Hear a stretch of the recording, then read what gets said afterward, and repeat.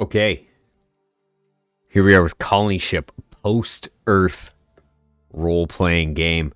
Not my usual fare, but it really tickles the back of my smooth brain and reminds me a lot of games I grew up playing. Isometric RPGs. I mean, even Baldur's Gate 1 was an isometric RPG. And that's kind of defining the graphic style, right?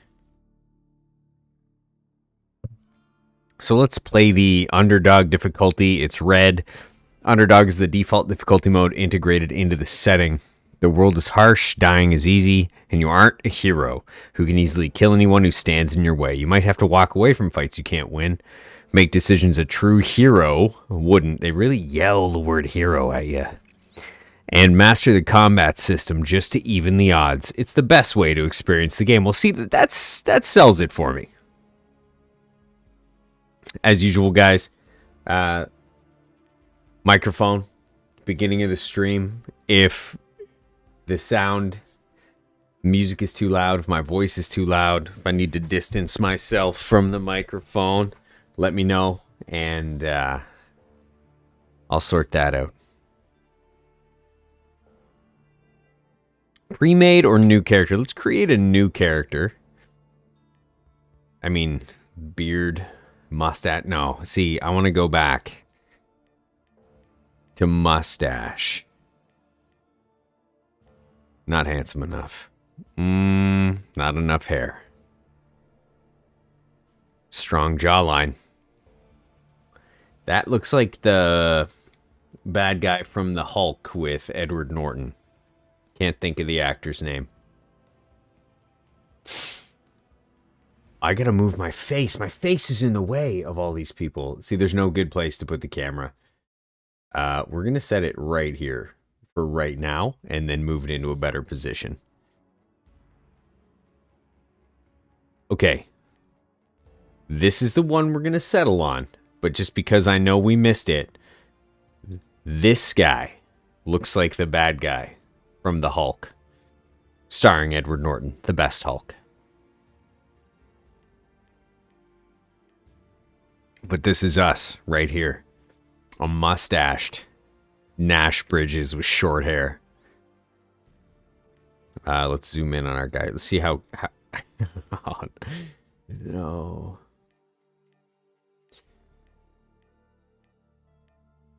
Tough. This is going to be a tough face choice. All the graphics, by the way, maxed. Once we add some hair to this head, I think that'll... Okay. All right. We're getting there. Beard. Too much beard. Now, I know he doesn't have the curved mustache, but there's very few mustache options in this game. So I think that's what we're going with. There's this other kind of 5 o'clock, you know, dead caterpillar on the upper lip option. That's one of our other options, but I think we're going to go with the slightly curved mustache. Okay, now that we've laid that out, gloves. We don't need gloves. Clothing color, blue? Good guys are blue, right? In StarCraft, they're blue.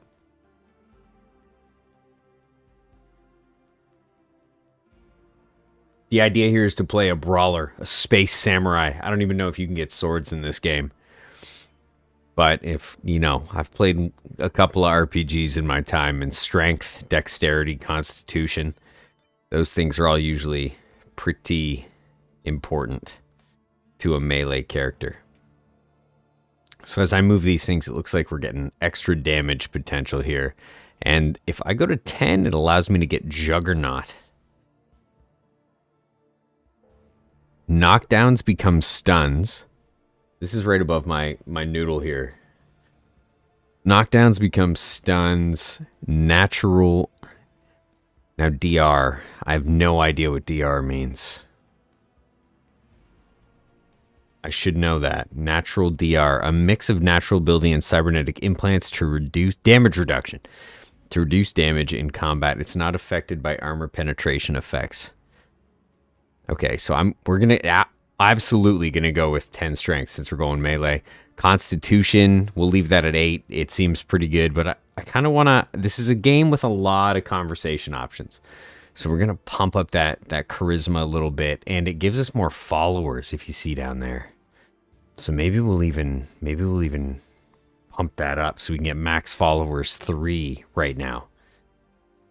Now this leaves us kind of pathetically weak for these things.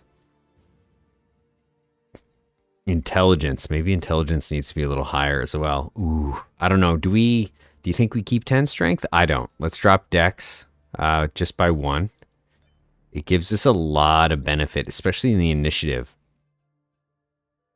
Let's see if we can put up poor. It could be worse, but not by much. Experience bonus 10%. I'm kind of worried about that experience bonus. Maybe we go 10, 6, 6, 4. Maybe that's what we do. 40 hit points down from 50. Dang. This is kind of a weird build. I think perception is important. Modifies accuracy with all weapons. There's so much balancing to do here. So much balancing.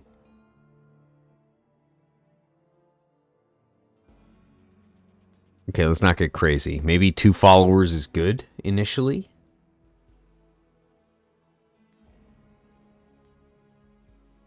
You know what? Let's go. Let's stick with... Let's do 665. How's about that? Alisanti, absolutely no intro yet. And anybody catching this later, if you've been clicking through the stream, I'm actually going to start putting a time marker for that countdown. If you've been clicking through the stream or anything, there's been no intro to the game whatsoever. We're going to get the intro all together once I can wrap my head around making this character. Speaking of name, right up at the top, Absalom. Fun fact, that's the street my wife's family lives on. My in-laws, they live on Absalom Street. Randomly generated. Small world. Okay, I think that's where we're going to settle our stats up for now. Strength 10, Con 6, Dex 6, Perception 5, Intelligence 5. I just wonder if these fives give us 10%. And the 6s actually make a huge difference. Huge difference. It doesn't seem so with Constitution. They make a huge difference with other skills, except the implants for Constitution. That's tough. I want this guy to be a full melee character, but maybe we see if that's huge. Yeah, you know what? Let's even knock charisma down. I know that kind of sucks. We only get two followers.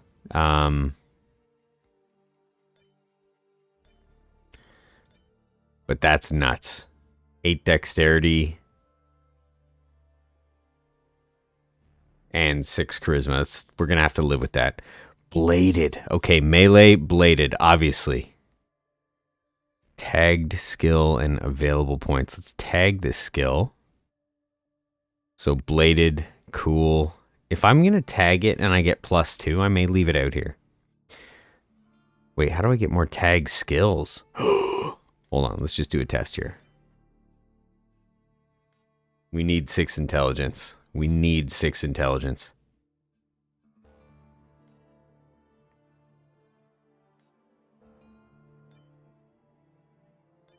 Six intelligence, okay. 2 tag skills. Let's put our charisma up. 10, 5. Oof. I'm really...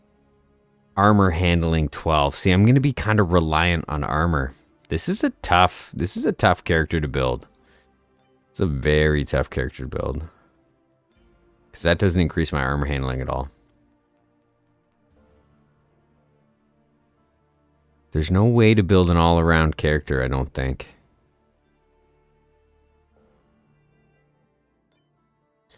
And I bet you if I can get 8, I'll get really good armor handling. We can't afford to only have 1 follower, unfortunately. And perception. Perception's cool and all, but doesn't give me any more armor handling, eh? Okay, 6 Constitution, Perception. And we need the 6 Intelligence for the tag skill. That answers that question. Okay, we have 4 available points to allocate, and we have 2 tag skills. So I'm going to go with Bladed. Men have trusted in the knife and axe for thousands of years. Now that bothers me. It says knife and axe. It doesn't sound like a sword. Hopefully there's good knives and axes out there. I think we have access to blunt weapons earlier on in the game.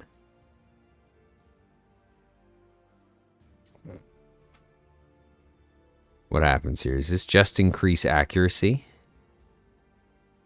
All right, we're going to go with bladed because we favor the knife. We're going to leave pistols alone. We get 1 more tagged skill. Persuasion's good. Streetwise is very good.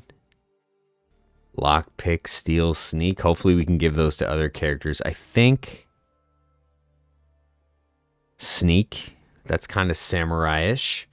But I think we go... I need to state this, by the way. If you wonder why this has taken so long, I've played this game once. It was a while ago. I have no idea what I'm doing. We're reasoning through this together. If anybody hanging out has the input that I need to make this character successful, please hit me with that knowledge.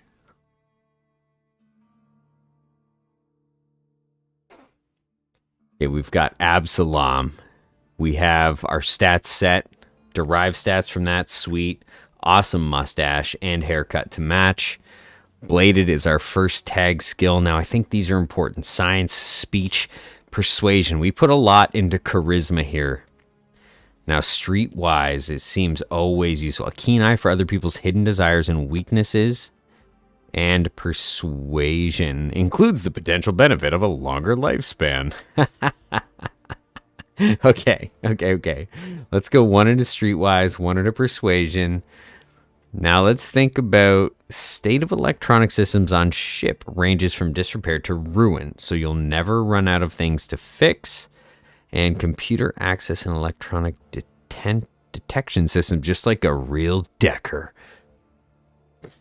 Decker makes me think of the movie Johnny Mnemonic. What did they call him? I can't even remember what they called him. He had a...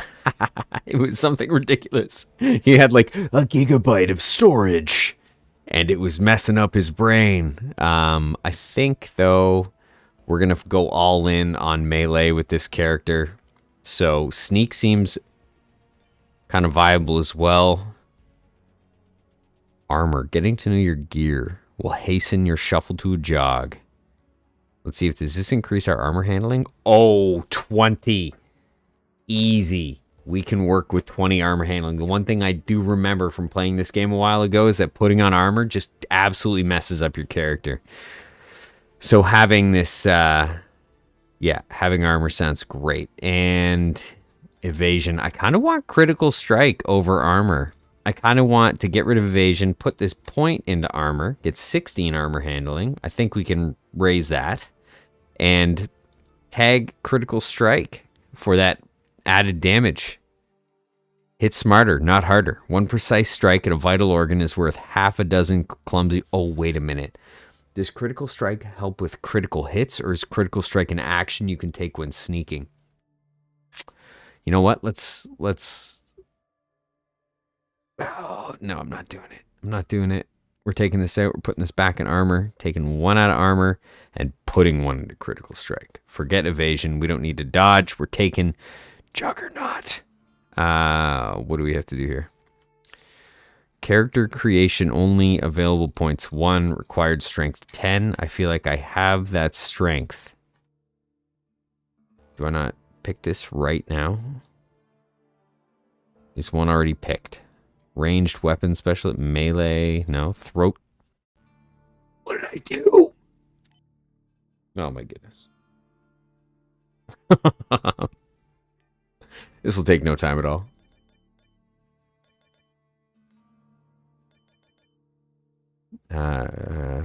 Two followers. We'll go with 2 followers.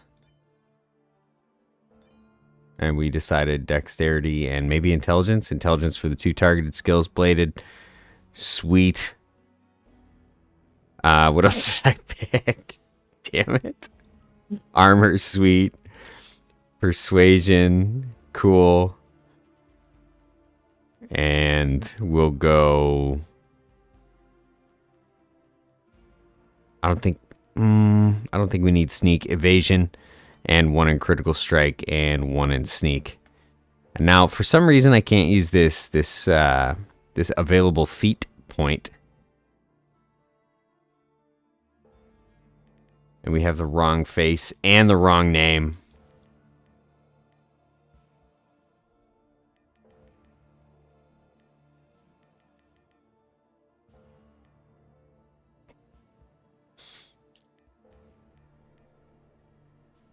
Your guys, okay. I don't know why I can't choose this feat.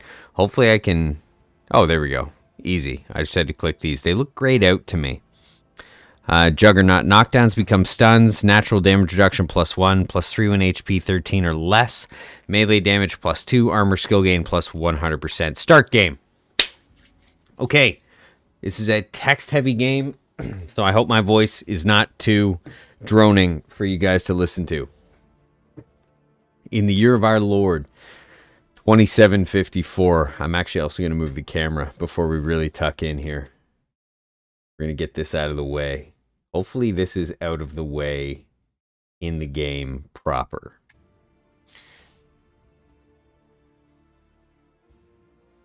You will never feel the sun's warmth under a blue sky, never hear the wind in the branches of a tree, and never swim in the ocean, because you had the misfortune to be born on the ship. You've never seen Earth, and you'll never see Proxima Centauri either. Your past and future, both sacrificed by some dim and nameless ancestor to the greater good of the mission. Starfarer, they called her, a pretty name for a retrofitted interplanetary freighter. She had already been 20 years in service when she was rechristened, and showing every minute of it. No one is certain the ship will actually reach its destination, and nobody much cares, since no one alive now will live to see it. Fatalism is the prevailing philosophy of the shipborne. Make the best life you can, and consign all your what-ifs and might-have-beens to the void. Okay, let's answer a few questions to define our character's beliefs and opinions while learning more about the ship. So everybody hanging out, if you haven't played the game or you haven't done this in a while, can get a refresher or a knowledgeable intro to the backstory of the game. And if anybody catching this stream later who's never played the game, I mean, a lot of the people on this channel, I've never played this game before, so especially if you guys are hanging out, let's get some backstory together. The ship was launched by a neo-Christian conglomerate dedicated to establishing a religious colony on a distant world. The original 50,000 passengers, the so-called first generation, were true believers in the mission.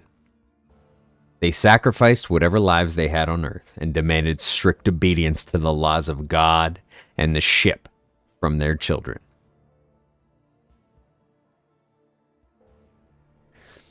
Unfortunately, the generations that followed lacked their forebears' fervent will to sacrifice.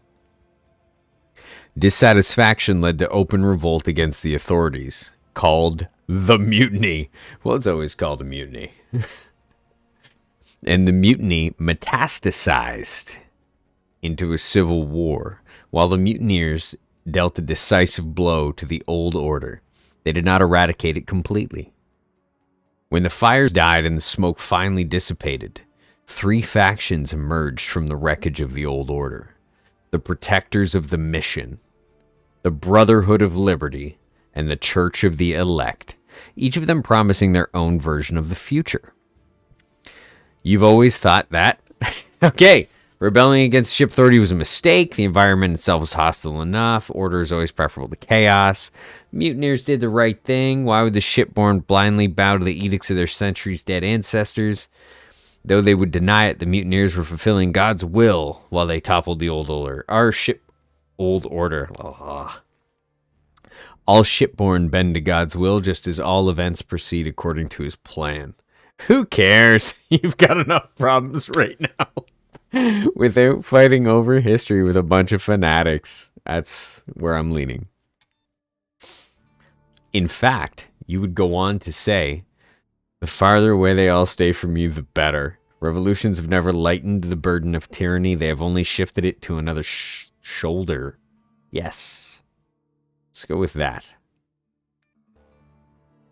Okay. The ship suffered extensive damage during the Civil War, but remains operational. The hull was breached in several places, and frantic efforts to avoid a meltdown crippled the main reactor. Radiation increased in places to lethal levels, and several areas remain dangerous to this day. When a small percentage of children in the habitat were first born deformed, they were branded mutants and immediately shunned. The young were abandoned, and those whose defects didn't manifest until later were driven out. Very much like the chrysalids. If you've never read that book, it's awesome.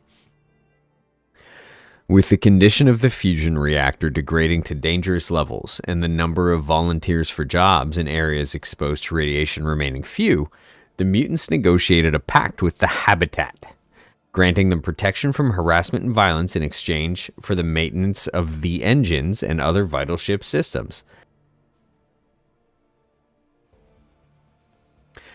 You've always thought that... I think ostracizing fellow humans based on genetic differences is wrong. Hopefully our descendants will live in harmony in the future colony. Okay, the place you call home is known as the Pit. How did this game know? And to some more affectionately is the Free City. Calling the towers of containers rising from the depths of a cargo hold a city is a bit of a stretch, and so is the other half of it. With no kind of law or government, freedom mostly means you're free to kill or be killed. On the plus side, housing is cheap, and keeping overhead low is a priority when you have nothing. The real city, a metropolis sprawling across many decks, is called the Habitat. It offers much better living conditions for those who can afford it, but to live there, you have to pick a side among the factions vying for control. Nobody in the Pit gives a damn about their struggles, but like Earth before it, nothing in this world is free. Just keep in mind, you might get more than you sign up for. As far as you're concerned, blah, blah, blah. Some kind of rules are necessary, or else we'll descend into anarchy. Okay, I think we're almost done here. The ship is en route to Proxima B, an Earth-like planet orbiting Proxima Centauri. After launch, a deep space probe transmitted highly detailed images of the surface, which revealed one minor setback. This very habitable world is already inhabited. Since the voyage is estimated to take close to 400 years, it's possible that by the time the ship arrives, the colonists will encounter a mature civilization, corresponding to Earth's late Middle Ages.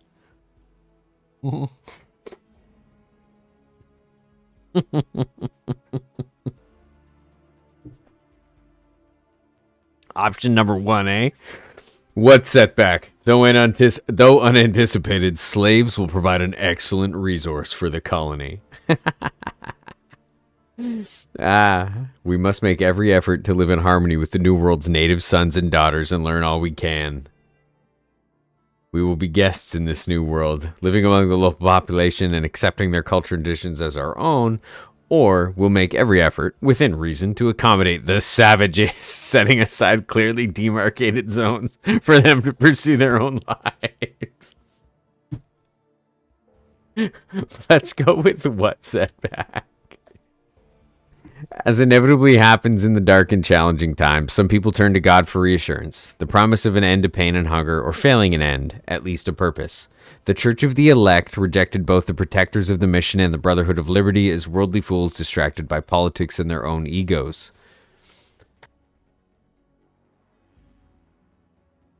Teaching their adherents that they were chosen by God, the Church frames the journey of the ship as a centuries-long test of faith. We all face a series of difficult trials, yes, but with a very definite end. When the ship arrives at her destination, Judgment Day awaits every citizen. The righteous will be welcomed into the promised land of Proxima B, while the unrepentant will be returned to the hell from which we fled, Earth, to suffer for all eternity.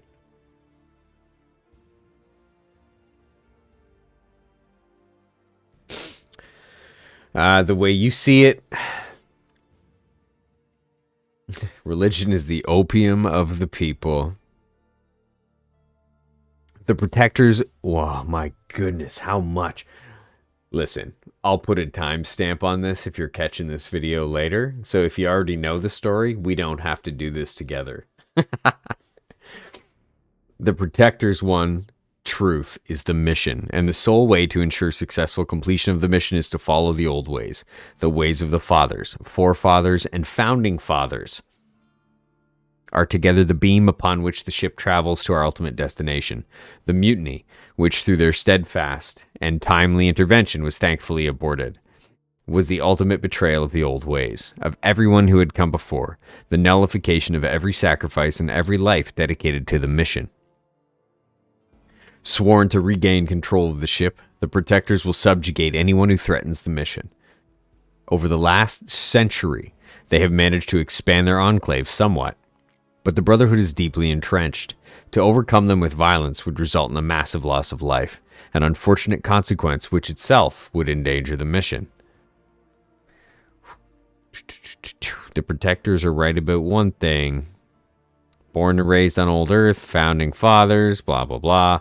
Instead of embracing the future, the protectors are clinging to a long gone past. They're a problem, not the solution. They should be more flexible. They should be more flexible, right? Ease up, protectors. The Brotherhood was formed to liberate the people from the shackles of the ship authority. Their first sally, which the fossils of the old world called mutiny, did not completely achieve this aim. However, the Brotherhood was successful in establishing themselves as a significant power in the new order. Unfortunately, the Brotherhood's subsequent attempts to complete their emancipation of the enslaved, wherever they may be, ran into an unexpected obstacle. Not only did the people refuse to cooperate in this noble mission, they often violently resisted, and sometimes even chose the protectors or the church over their own best interests. The war goes on, but will be fought on different battlefields and with different tactics. A non-military campaign to win over the people through reason and deceit, weakening the enemy from within, is the central pillar of this new strategy. Let's Nietzsche him to death here. He who fights monsters should look to it that he himself does not become a monster. That quote, a direct pull, from Nietzsche, but from Baldur's Gate 1.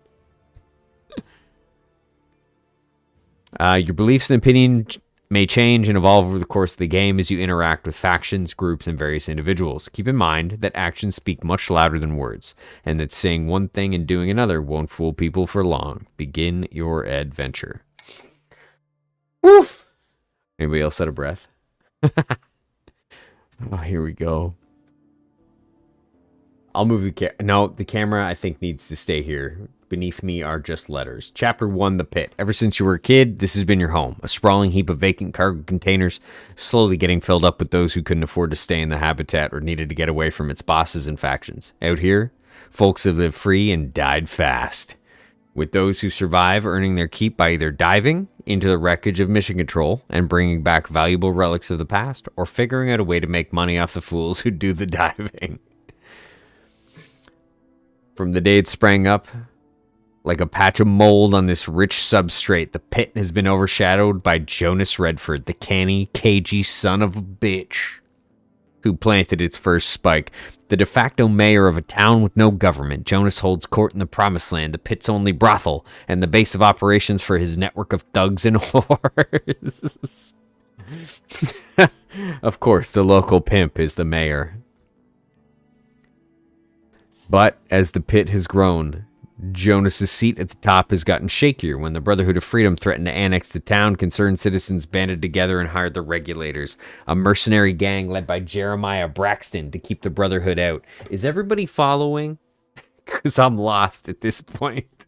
But now, as Braxton's gunmen swagger under the neon lights, some folks have started wondering whether it's time for the pit to get a little law and order. and whether Braxton might be the right man to wear a sheriff's star.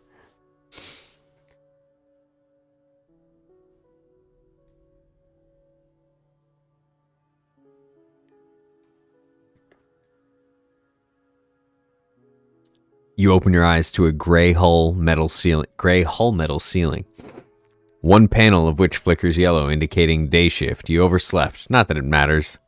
With a grunt, you roll off your stained mattress and open the window to let some fresh air in.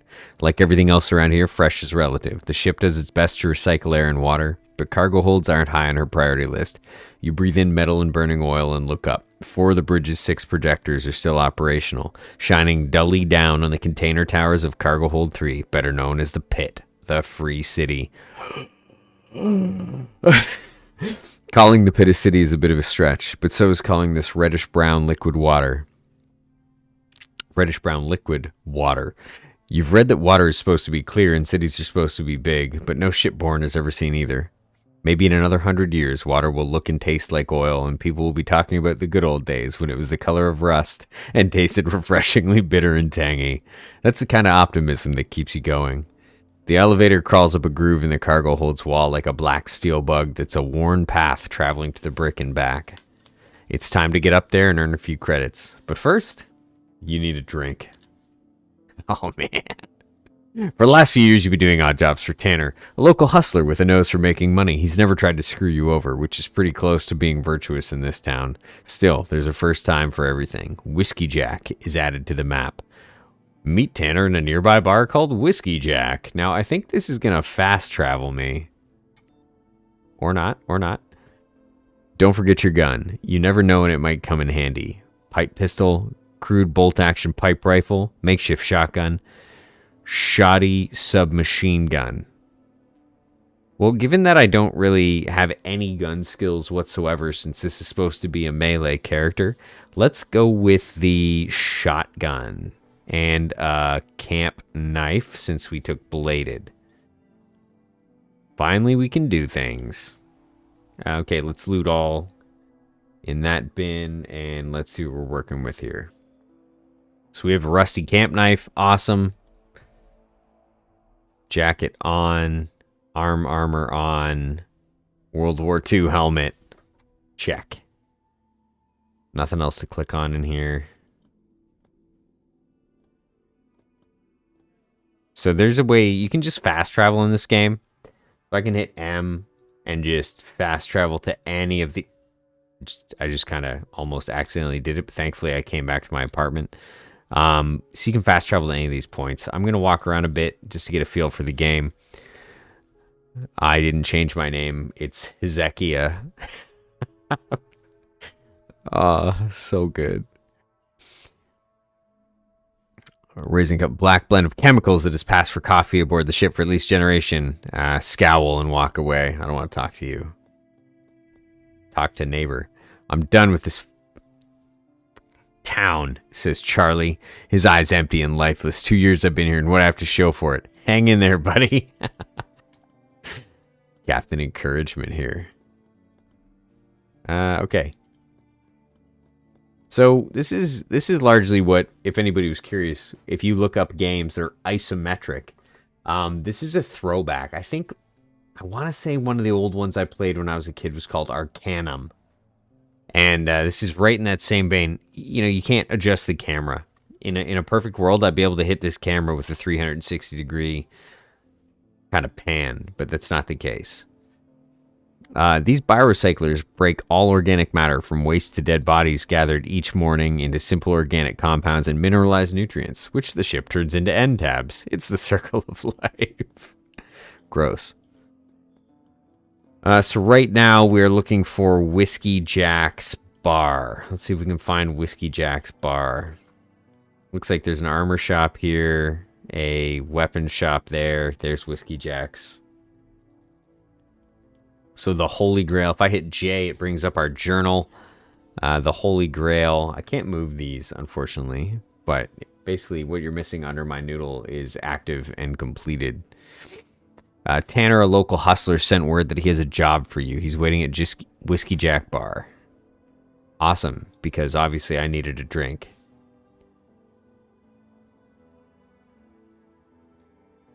I've got a job for you, Hezekiah. I've really intended for my name to be Absalom. Not that that's easier to say. I think it's the same amount of syllables. Gesturing for a drink. Interested? What kind of job? An easy one. Tanner pulls a plastic rectangle from a compartment inside his sleeve and slides it toward you. The card is old and worn. The color has long faded, but the raised print on the front is still as clear as the day it was stamped. A2. That's Armory, Level 2. The holy grail of every scavenger on the ship. During the mutiny, the rebels looted every depot on the first level, but the automated defenses on the second stopped them dead. Literally. Those same turrets have dissuaded every scavenger since. Is it real? Is it real? Repeats Tanner, miming a look of disbelief. Son, if you don't have the stones for it, just say so. Don't insult me. Every scav worth of salt has been searching for this card for decades, but you're the one who found it? I have my ways. Look at this guy. He's biting his bottom lip. I'm not even sure. He could be flirting. I have my ways. Tanner's smile revealed stained, uneven teeth. You see, I wasn't looking for a long-lost access card since I'm not a fool. I was looking for Technical Officer Ulysses Colton. Tanner pauses so you can show your admiration for his savvy. Let me guess. He had the card and you alone figured it out? Not quite, says Tanner. I alone figured out how to find a man who changed his identity and died in obscurity nearly 100 years ago. I have a feeling you're dying to tell me. Tanner pulls a battered energy pistol from his belt bag and passes it to you. This is his sidearm. He changed his name, but he couldn't change the serial number on his gun. Once I found the serial number, the rest was easy. His granddaughter sold the pistol 20 years ago. Inspect the pistol. It's an old rust-covered energy pistol, fastened with tape. Its plasma chamber hasn't seen any action in decades. Can't stand it when your plasma chamber doesn't get action for decades. You don't have any energy cells you can spare, I suppose. Ah! Laughs Tanner. The cells are worth their weight in platinum these days. Nobody's even selling them anymore, so the supply must have all but dried out. Are you sure the card still works? Only one way to find out.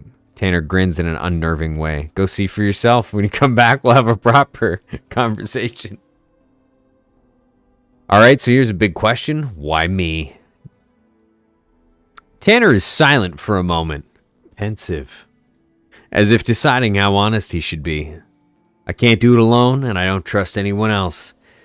Keep the pistol. Consider it an investment into our enterprise. It's not going to be an easy trip, so take your time to get ready. You hear me? I'd feel safer if I had someone to watch my back. Take Evans. I saw him at Abe's store earlier today. That dumb bastard almost shot me. Sounds like the right man for the job. Can I rob this person? Steal. Steal failure. Too many eyes on you. I'm glad she didn't react. Let's go find Evans. Medbay, good to know. Church of the Elect.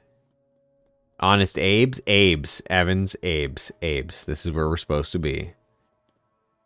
There's our man Evans. Here's Abe. Blah, blah, blah. Welcome to Abe's, says Abe. His face distorted by a permanent smile. Everything is on sale this very special sale day. You say that every day. Can't help it. Every day is a very special sale day. Does the sign even work? You're the only one who's complaining. Maybe I should charge you extra. What does he have for us? We have a pistol for Abe, which I have zero interest in this pistol. So, bye. I hope somebody watching just lost their mind, because that's an epic kind of legendary weapon that if you hang on to it, it does wonders for your game down the line. I'm sure that's the case. It's something I would do. How do we change weapons? Q, E, no. J, F. Oh, I hit something.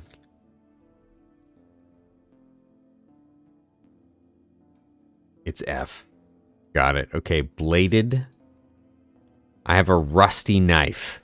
Maybe I should go get a better knife before we fight these guys. I saw that weapons dealer down here. Not Cole's Gadgets, not the gunsmith. Was it the gunsmith? No, it was this guy down here. Look at this. Fine clothing and armor. That's not what I want.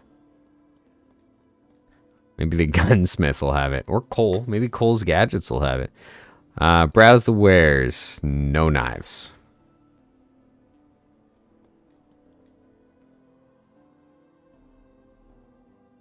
Browse the wares. Oh, you know what? This guy sells a shield generator. So do we take enemy ranged accuracy right out, or we go with shield generator, energy shield? I think we go with energy shield. Melee character. So drag this down to gadget. Now we can use that in a fight. That's pretty swell. Is anybody selling knives? Promised Land, we don't want to go there. That's where the bad man who runs the garbage town lives. Honest Abe has no melee weapons that we saw. Let's go check cloth and armor here. Maybe, I don't know, I'm reaching.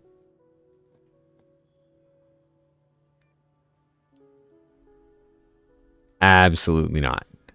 He does have not bad armor and stuff. No, you know what? Let's just do it. This is the first mission. So I have a confession to make. I know what's going to happen because this is one of the few parts of this game that I have played. We're going to help Evans here, and 2 people are going to come try and kill us. Being a gunfighter is a quick and easy way to make a living in the pit. All it takes is a gun and some guts. It's also a quick and easy way to wind up dead. But the kind of Wait. Yep, okay. But the kind of men drawn to the gun always think they're going to live forever. Evans learned the realities of his new trade the hard way. The first time, Evans got lucky and killed his man as he fumbled his draw. Riding high, Evans called out an old hand who put 3 bullets in his chest and left him for dead. Lucky for Evans, a stranger patched him up and he survived. But today, he looks like a man whose luck is just about run out. Ezekiel. Nods Evans. What brings you to these parts, he asks, his rifle still pointed your way. I have a job for you. A job? Evan pretends to think about it for a moment. Truth be told, I've got a job for you too. All you've got to do is stick around and watch my back while I deal with these thugs. You do that for me, I'll do whatever you need. No questions asked. Deal? What thugs? Jonas sent some gun thugs to harass Abe. He nods at the storekeep. Abe here went to the regulators, but Braxton said he can't spare any men. You and I both know the bastard doesn't want to get involved, so Abe hired me to watch the store. But the son of a bitch didn't say a word about Jonas until I agreed. I'm no coward, but I don't want to go against Jonas alone. He runs this town, for Christ's sake.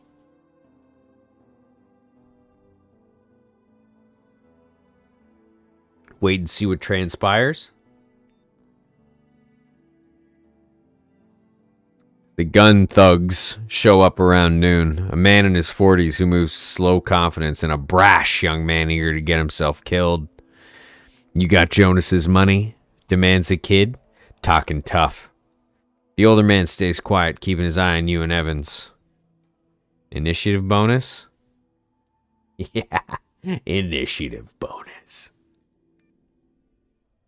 Time to die, gun thug. This game is on the hard difficulty, so this could be bad. I get to turn this on before the fight, so that's cool. Evans goes first, shoot somebody. Regular shot, 6 AP, so that's going to use, he's got a bunch. We can do this twice. And then maybe reload? I don't really know. I don't really know what we're going to do.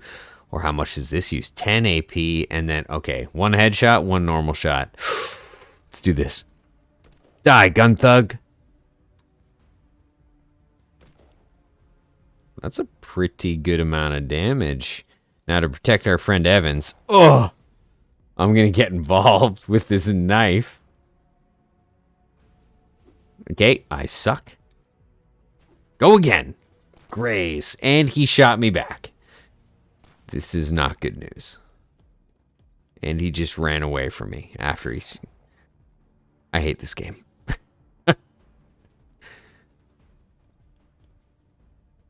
2 regular shots by Evans, because we just used 2 AP to move a 1.5 feet.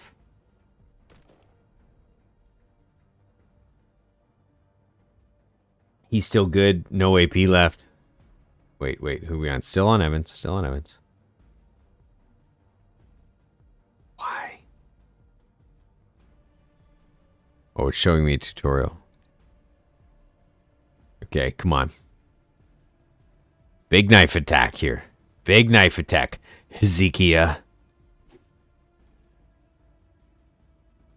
I knew you had it in you. We're going for it. This guy can't get a shot off. Not when we're close. Maybe I should move so that our best friend can shoot him, but then he can shoot me. I don't know what to do. Oh, pretty sure he just placed his gun barrel in my rib cage. 49 is actually not a bad percentage, but I think this will yield us. Oh, this isn't good. We're gonna try and do this to our best friend.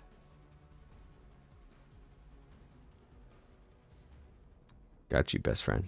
By best friend, I mean, of course, Hezekiah, our main character.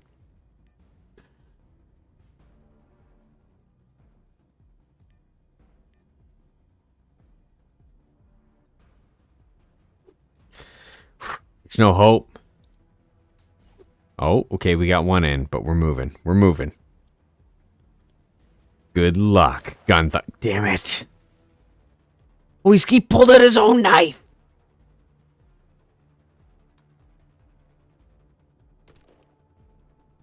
There's a headshot.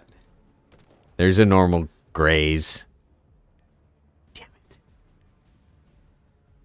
This guy is gonna deal sweet, sweet justice to our boy if I don't get moving here. It's my turn. Why does he get a counterattack? Okay, another stim. We're just burning through stims right now. Nice! Shot him in the back of the head. What do we do now? Asks Evans, visibly shaken. You gain experience. We have to see it through, I suppose. It's your call. I reckon I'll stick with you until this thing blows over. Welcome aboard!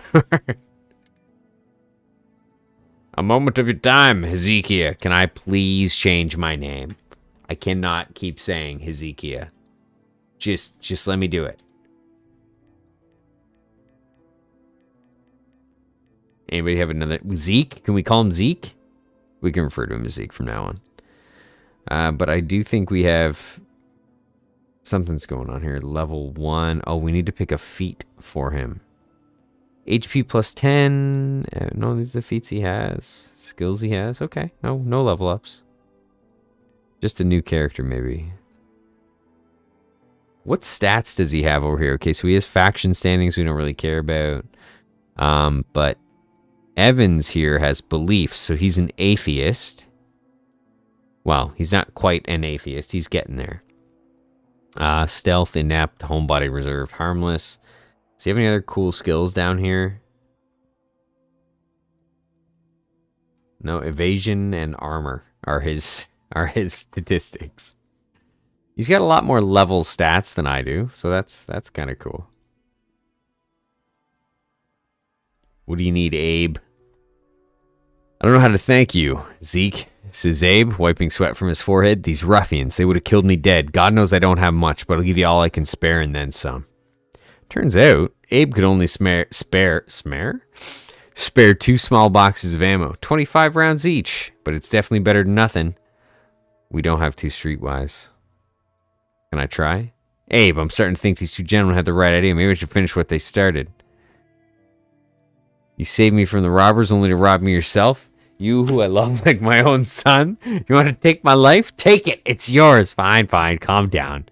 What are you going to do now? Pray for less excitement in my life. What else can I do? Browse the wares. Okay, so that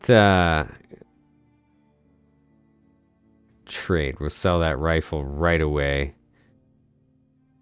Keep some of this ammo. I don't think we need anything there either. So let's just carry on. Ah, boy. This doesn't look... Let's loot them. Let's do that.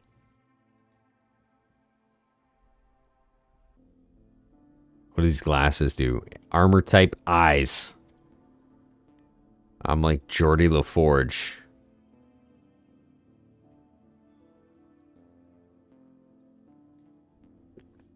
Camp knife, 7 and 9. I'll take it. Protective sleeves. Does Evans have protective sleeves? He needs them. And he doesn't have a jacket either. Welcome to the team. Now we just need to find you a World War II helmet. Submachine gun. That doesn't look bad, actually. And now this is a Gatling gun, which is a multi-barreled shotgun. I think I'll take that in place of my boomstick. Make sure everybody's guns are loaded. And before we go outside, let's make sure everybody's healed.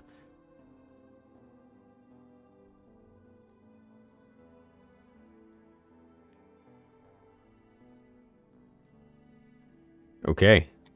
Here goes nothing. Rumor has it that Captain Braxton once served a higher power, that in the days before his crisis of faith, he was known as Faithful Gunner Jeremiah Braxton among the Church of the Elect. There's plenty of talk about why he left, but as is often the case, no story is more compelling than the others. Backed up by a few like-minded men and picking up more recruits along the way, Braxton left the church and wound up in the pit, where good fighting men are always in high demand. Around the same time, the Brotherhood had started nosing around, eager to establish a foothold here. Braxton and his regulators offered the good people of the pit their services. After much debate, they were hired to drive the Brotherhood's men out, which was accomplished with brutal efficiency. "Thank God you're alive," says Braxton, holstering his gun. "When I heard the gunfire, I assumed the worst. I thought you didn't want to get involved." "It's not my fight," says Braxton, "but someone has to step in and protect these people. I have nothing against Jonas, but this time he's gone too far." "Well, good luck with that." "Wait," says Braxton. "If we move against Jonas, he'll claim that the regulators are taking over and many would side with him. We don't want that, but you're one of them. If you challenge Jonas, people will side with you. They need you, Zeke." "What did I just hit? I don't even know what I just clicked."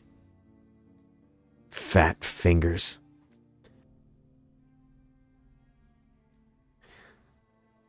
"Who else?" Braxton asked loudly, making sure that everyone could hear him. "You didn't look the other way when Jonas's thugs threatened Abe. You saved him because it was the right thing to do. Now I'm asking you to help us save this town. I barely know Jonas, and I don't know you at all." "It's not about me, and it's not about Jonas. It's about this town. I think it's sinking into anarchy, and what we've just witnessed here is but a taste of what's coming, unless we put a stop to it. My streetwise is terrible. Remember that first character I made before I messed it up? And his streetwise was not terrible? I should have gotten higher streetwise skills. Oh, I gained a point for failing. That's good news. I don't have a habit of paying up front. Do right by me, and I'll certainly do right by you. Consider me in your employ, Captain." Then talk to Jonas. Put him on notice in front of everyone and let them all hear what you have to say. Wait for them to leave. "What are you going to do?" asks Evans. "I haven't decided yet. What's your take on it?" "What's that saying? Better the devil you know than the devil you don't. So there's that. But sometimes I wonder whether that devil's going to let it all go to hell. Jonas did build this town, but that's as far as he's going to take it. He did a good job keeping everyone on their best behavior at first, back when the pit was more of a camp. But the bigger the town got, the more lawless it became. And Braxton, let's make this decision here, okay? Braxton, his men do a good job patrolling the decks around town, but I'm not sure I'd want to see them patrolling the pit and telling folks what to do. Braxton ends up on top. Who knows how far he'd take that law and order thing. Although, probably not as far as the Brotherhood would, so there's that. Oof, tough choice here. Do we go Brotherhood or Regulators? That Evans guy just gave the most non-committal response you could hope for from a teammate. So I think what's going to happen here is we're going to go to the armory first. I have no idea where that is. I assume it's a different area. If I hit map, we have armory. I want to try and find it from where we are. And also give everybody kind of a tour of the town here. A transmission substation, one of the local landmarks and popular tourist attraction. Or at least it would be, if there were any tourists. Promised Land is the local sanctuary for whores and orphans, the orphanage. It's where the leader of the so-called mayor exists in this town. You know what? I think we can actually get a third guy, if I recall from my time playing. Ooh, wow, regulator. That looked like it said regulators. Is this their camp? I don't think I've ever been here. Power station, okay. Zeke? No, that's my name. A thick man, the bad guy from the Hulk with Edward Norton. I think it was his dad. A thick man with an unkempt beard is attempting to beat an electronic display into submission. If you've been gaming since the 90s, we've all been there. Reminding you of a bad-tempered spirit from old Earth folklore called Bear. Right now, he's stabbing the cracked screen with one blunt finger and cursing at it as it repeatedly flashes red. I tried adding new transformers to the grid, he says, as you approach. It ought to work, but I think this thing just doesn't like me. Don't really know any... Let me take a look. Obviously. You bypass the on-screen protocols and attempt to force the software to accept more transformers, but no dice. It looks like the grid is... the generator was intended for deployment on Proxima B, and all the operational variables are configured for the future colony. Since the operating system isn't receiving input from the colony-related hardware, such as mobile ore extractors, probe sniffing at metal deposits, biomass converters, and a host of other things too vital to ignore, it limits all non-essential use in the meantime. Looks like the grid is at max allowed capacity. I'll figure so. We don't have enough power. The generator produces plenty of power, but the operating system has a bunch of exotic safeguards. Every parameter and input is dictated by the big plan for the colony. So every time I try and make a change, the operating system throws a fit. If we can manage to add more transformers to the grid, that'll hold us for the next little while. The bigger problem is heating and air. This cargo hold was never designed to house so many people, or anyone at all. If it comes down to it, portable air purifiers keep the air more or less breathable, even if it would leave an Earthborn gasping on the floor and complaining about his rights. But that's only a temporary solution. We need to fix the old purifier to set us up for good. Then there are the defenses to worry about. The bigger the town gets, the more likely the habitat will come knocking again. Anything I can do to help? If you could supply an oxidizer for the air purifier, that would take a load off my tortured mind. That's the kind of thing I can pick up at the store. Sorry, I was just ruminating. The towers over to hydroponics must have one. Wow, or at least they did at some point. Best check that first. Hydroponics sounds like a whole other sector. Okay. Wow, this game is dialogue heavy. If you play this, I hope you enjoy reading. And here is the regulator's home base, the bar. I hope I don't have anybody to talk to here. Okay, hold on. Looks like the guard. Maybe just the guard. Captain Braxton said you might stop by. Alright, let's go talk to him. Let's go hit him up. I can't. There's no getting up there. Hold on now. Oh, there we go. That's why. Downside of isometric RPGs. Sometimes it's hard to figure out where you're heading. Speak! Braxton says, as if granting you his permission. My only option is to leave. Okay. So we have the armory as an option. We have hydroponics as an option. Let's check. Let's go back to the apartment. Let's reset. Let's check what we're into here. The armory would be a good place to go. But I think we can get either another teammate. I think we can get another teammate. There are a couple thugs I just saw down here. I have this, it's tickling my brain. I think we can get a third teammate.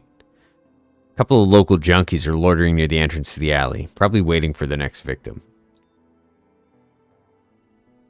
Whoa, says one of the junkies. Look at you strolling like you own the place. He shakes his head. It's our territory. You gots to pay me first, and then you can be on your way. All business-like, see? Initiative. Wait. Critical strike? I knew I took this for a reason.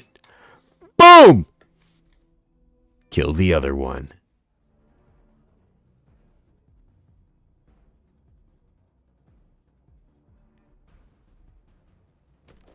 Oh, no. No, a headshot. Okay, we missed the headshot. Let's go for the normal shot. Missed the normal shot. Oh. He just hit me with a hammer? Oh, big crit. 11. Okay, that's 27 damage in 2 shots. That's awesome. And let's turn on our shield generator. Hope that bad boy lasts forever. Normal shot. And I think we can get a headshot in here. Done.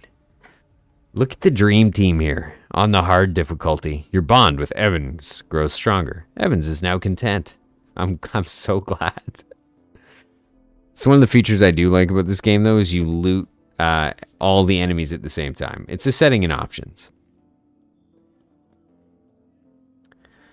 We have a vendor. Talk to the food vendor. As you approach, the woman turns on her makeshift grill, a metal plate resting on 2 crates above a simple burner.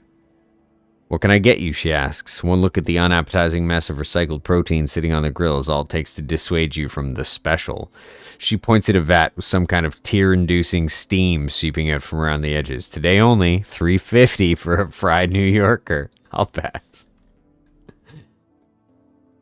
Okay, it doesn't look like we can get very far from here. That's a heater. I don't know that we need to read an explanation on that bad boy if you've ever stood outside of a bar in the winter.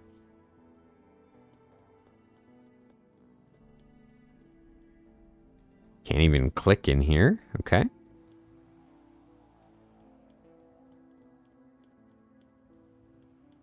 Electronics. Strip for parts. Nice. I gained experience in electronics. Okay, so there's a bit of scrap laying around that we need to keep our eyes out for. That's good to know. Camptown is this way. Lockpick 2. I don't think I have any lockpicking skill. Let's go try that door, though.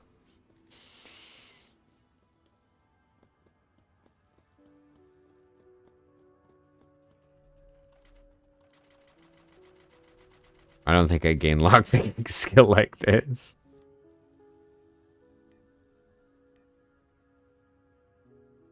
I don't think I have any points to allocate. Does he have any points to allocate? Oh, he has a... this thing. We can pick a tagged skill.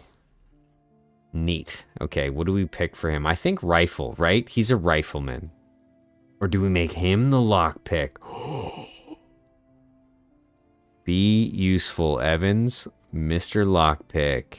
Boop. And he gets another one. Rifle. Nice.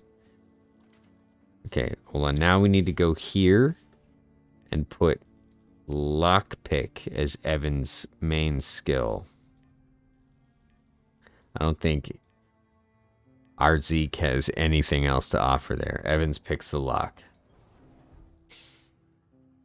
A woman is half asleep in an old worn-out chair, a half-empty bottle of whiskey on a makeshift table in front of her. When you take another step, she opens one eye and glances at you.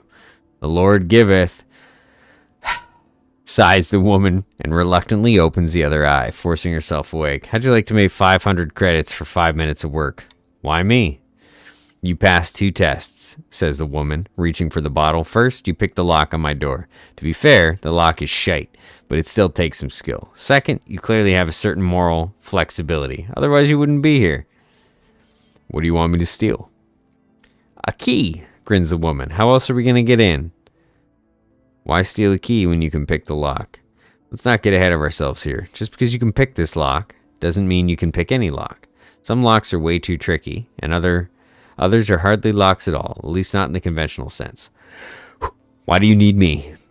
He knows me, so he'd be on guard. That's why I need you. Who's this mysterious he? His name's Samson, ex-military by the looks of him. He favors the engine fuel bar in Camptown, but he's awfully tight-lipped even when drunk. My guess is he came into some money, not entirely legal, and decided to disappear. Can't find a better place than the pit, eh? He keeps a low profile and rents a cheap room, but it's all an act. I saw him skulking around in the outskirts one day and followed him. He led me straight to his stash, but it's locked tighter than a steel drum. So how do I steal his key? You gain some insights into the questionable art of picking pockets and petty theft. Wait right here. Okay, interesting.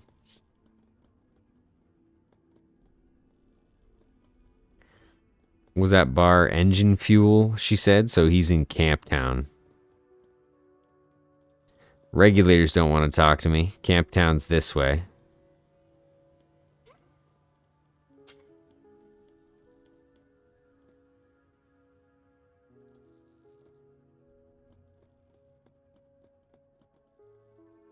Nothing.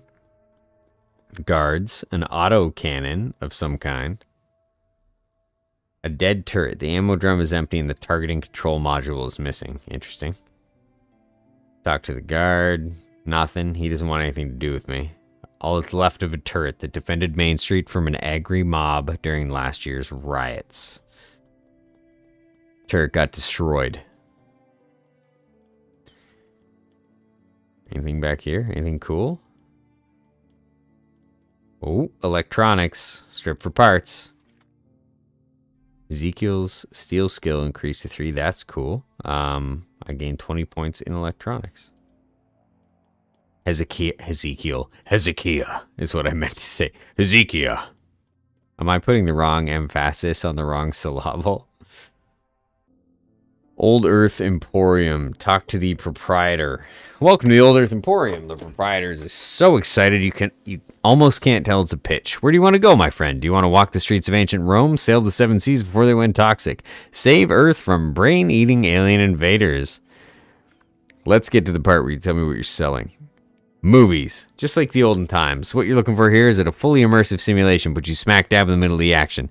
Back before the mutiny, this magic box was a training simulator used to upload skill sets into a person's melon. Achieve in minutes what it'd take decades to learn the real world. Now imagine what this level of tech can do for modern entertainment. Forget about everything else you've seen and done. I'm talking about the best damned experience of your life. Wait, so you're telling me you have a machine that can load skills into people's minds like software into a computer? I know Kung Fu. It sure can if you have an authorization token.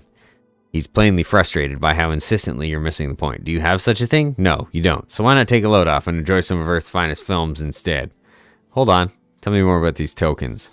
Well, the ship's authority kept a pretty tight fist around them, as I understand it. They didn't want just anybody to take a ride and come out a super soldier or a nuclear engineer. I think the mutiny showed they were pretty much bang on the money there. So you need one of them thingies to access the fancy cognition protocols. The token routes the request to the central computer and pop! Out comes another productive member of society. Where does one get these? Where does one learn this power? Other than filling out a form in triplicate with the ship authority? No place. I mean, maybe there's some lying around here and there, but how bored did you have to be to go looking? Don't answer that because I've already got the cure. How about a nice World War IV flick? It's about the crew of a damaged hunter-killer forced to land in a pacification zone. Classic of the genre. Non-stop action. You're going to love it. Leave. Okay, cool. So if we find some tokens for the trainer from The Matrix or from Battlefield Earth, we can learn some serious skills.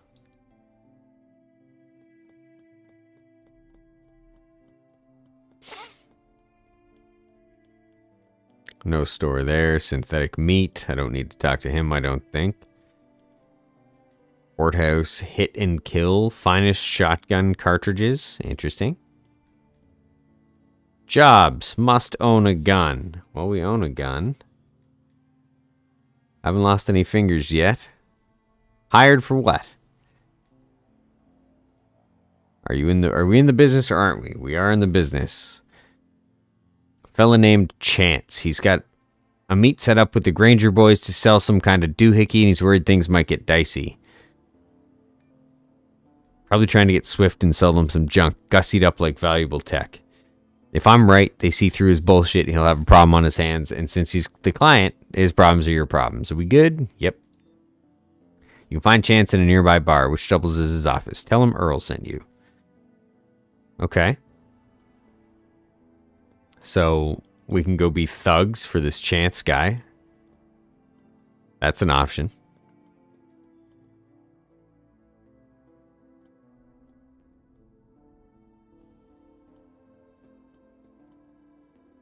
That is Samson, not Chance. I don't know who Samson is, but I think we have to talk to him. Oh, steal Samson's key.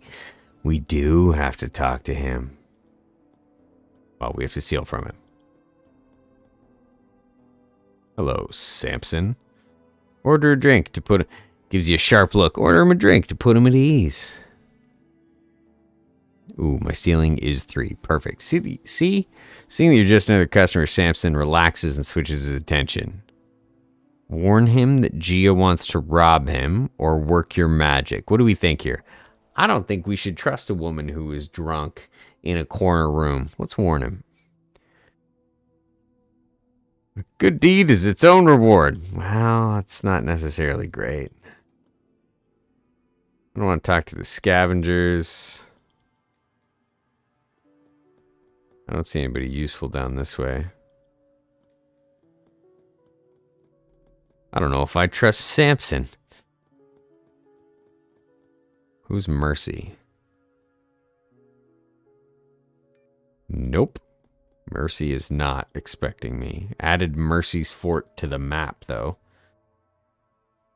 So where does this Samson fellow live, do we think? Maybe I can find him again. Maybe not. Confront Jonas. Blah, blah, blah.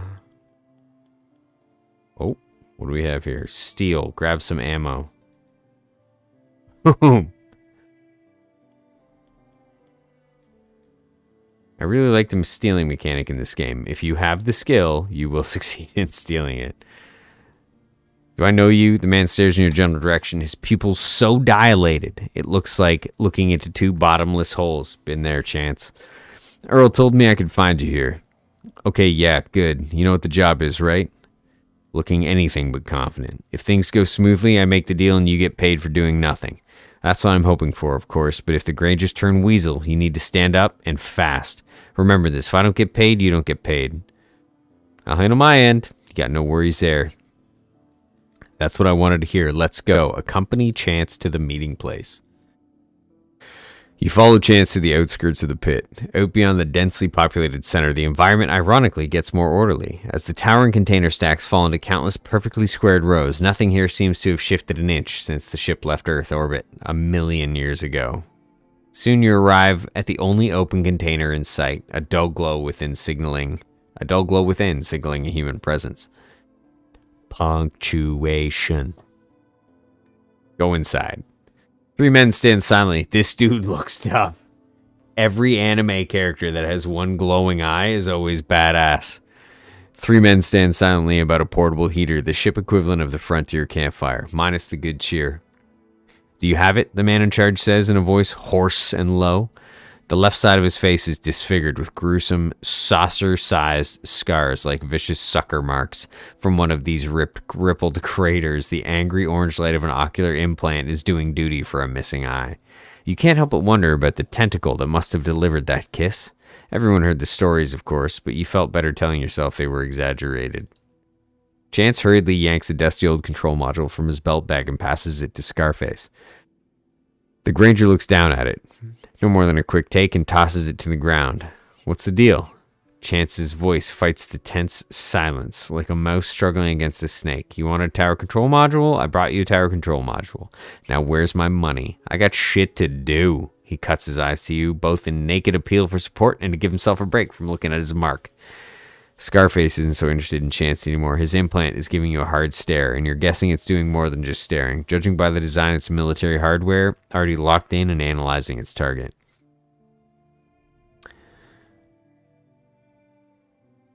Initiative bonus? Initiative bonus! Worst. I go last. I have the worst initiative in the group, and poor Evans has the best. But I will put on my shield. Bomb. Evans can shoot somebody.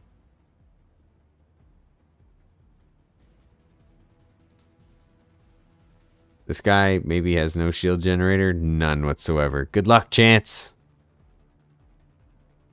Good luck, my friend. Start combat. This could go badly for absolutely everybody involved. We're going to go for a headshot. So you're not supposed to fight, by the way, just so we're clear. You're really not supposed to fight every fight in this game. It's not the way things are supposed to go. If I go down here and kind of get in the way, this guy's going to go first, then this guy. But if I kind of go down here, I think this is a better choice. We'll see. Miss. Miss. Miss. This guy sucks. Get away from Evans!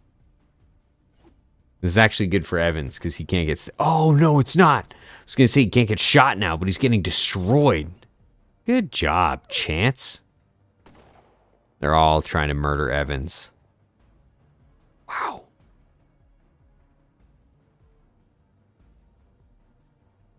Ooh, can I go behind him? Do I get a bonus if I stab him in the back?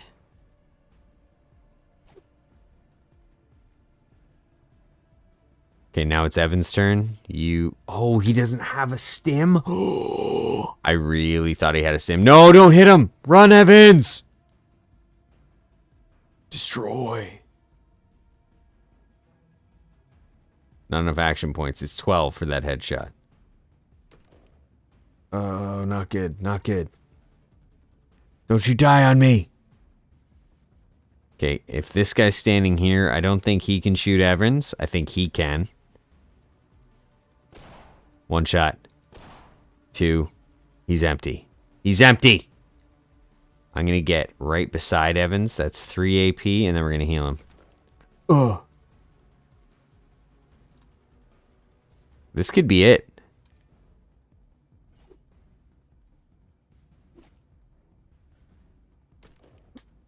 Oh, this could really be it.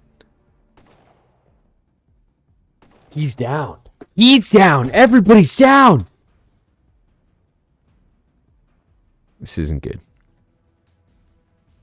Chance is our only chance. I don't think there's a retreat option. Inventory screen, help screen. This is it. Game over. I forgot to reload. Perfect example. However, why not every encounter in this game has to be a fight? That's a sweet knife. I really wish we had won this fight. Okay, here's a question. Do we try and take the fight if I load here? We'll retry the fight. We'll retry the fight.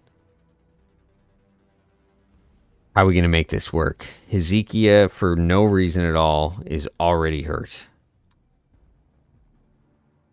That's not a good sign.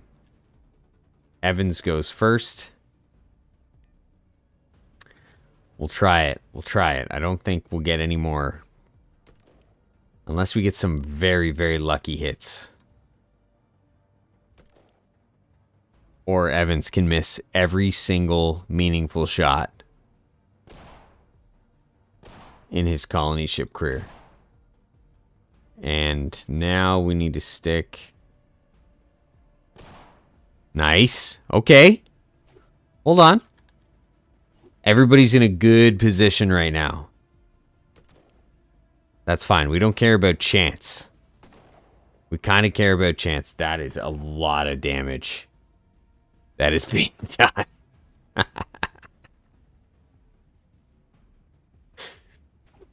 8? No way. Shield damage. Fantastic. Okay. Okay, we're still good. Flurry. I didn't even know we had flurry as an option. And we can just aim at body parts. Okay. I didn't know you could do that with knives as well. Okay, go Evans. Not good. Headshot? No. All in on 2 shots. 6 damage. Let's go for a crit.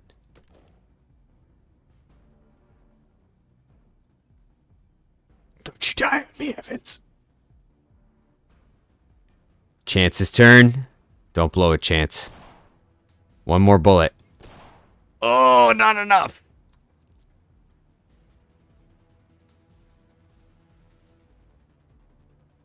Not good, not good. Hezekiah may be dead. Switch places. I can switch places with him. Ooh, let's try that. But if for some reason it gives him -1 to a bunch of stats. Whatever, let's do it. You're only making me angry, says Chance. Don't you do... You mother...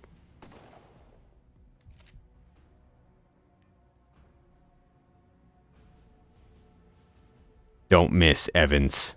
One down. We don't have anybody else with stims. I don't know. Even if we get 1,000,000 lucky shots here, I think this is it. I think this is it for the team. I think we have to load and talk our way out of it.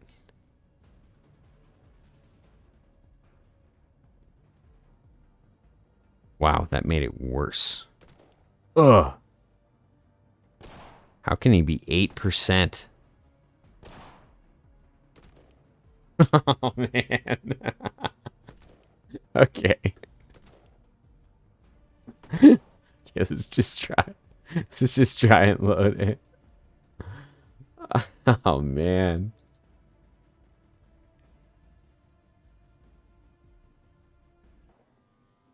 Oh, no, this is so far away. It actually wasn't that far away. This guy's walking like a crazy person. Okay, it was Chance. This is where we were. We're going to take one more crack at this. And on my end, you've got no worries. Accompany Chance. I wish we had a third guy. Continue. The money. Like he said, best if you don't make us ask again. Oof. Stares at you for a few seconds of testing your resolve. Then says, pay them to his men in response. All three of them raise their guns. Whoa. Gentlemen. What if I can get this module for you? Then you'll get paid, and well, he says cautiously, but as far as I know, the only place to find one is in Mission Control Center. Your friend claimed he knew a diver who had recovered the kind of module we need. Since he lied, I assume it's still there. The divers we sent didn't return. I will find a way. Good, if you make it back, come and see me at our camp. Name's Gideon. We'll look after your friend in the meantime, Gideon says, nodding at Chance. He has a debt to work off, and lucky for him, we can always use extra manpower. That was intense.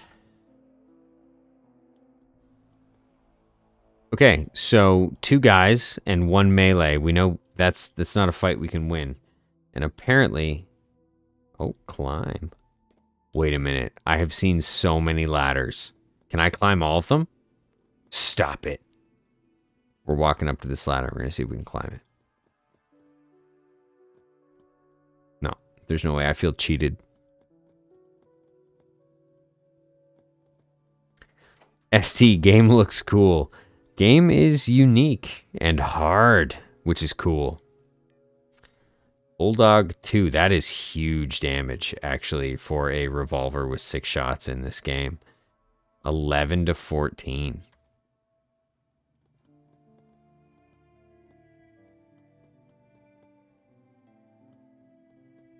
Okay, so what do we have here? Confront Jonas, travel to Armory, travel to Hydroponics, steal Samson's key.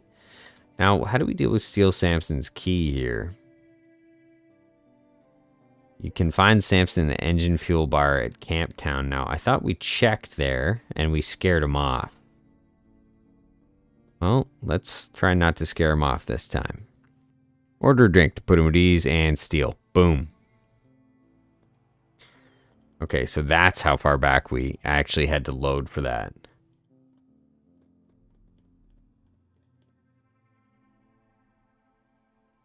Distract storekeeper and grab a grenade?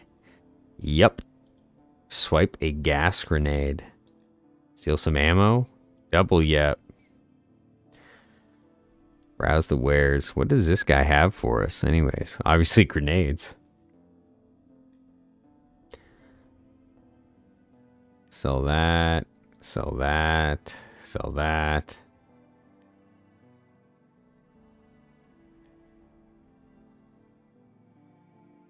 kind of wish I could find a place to get a better knife.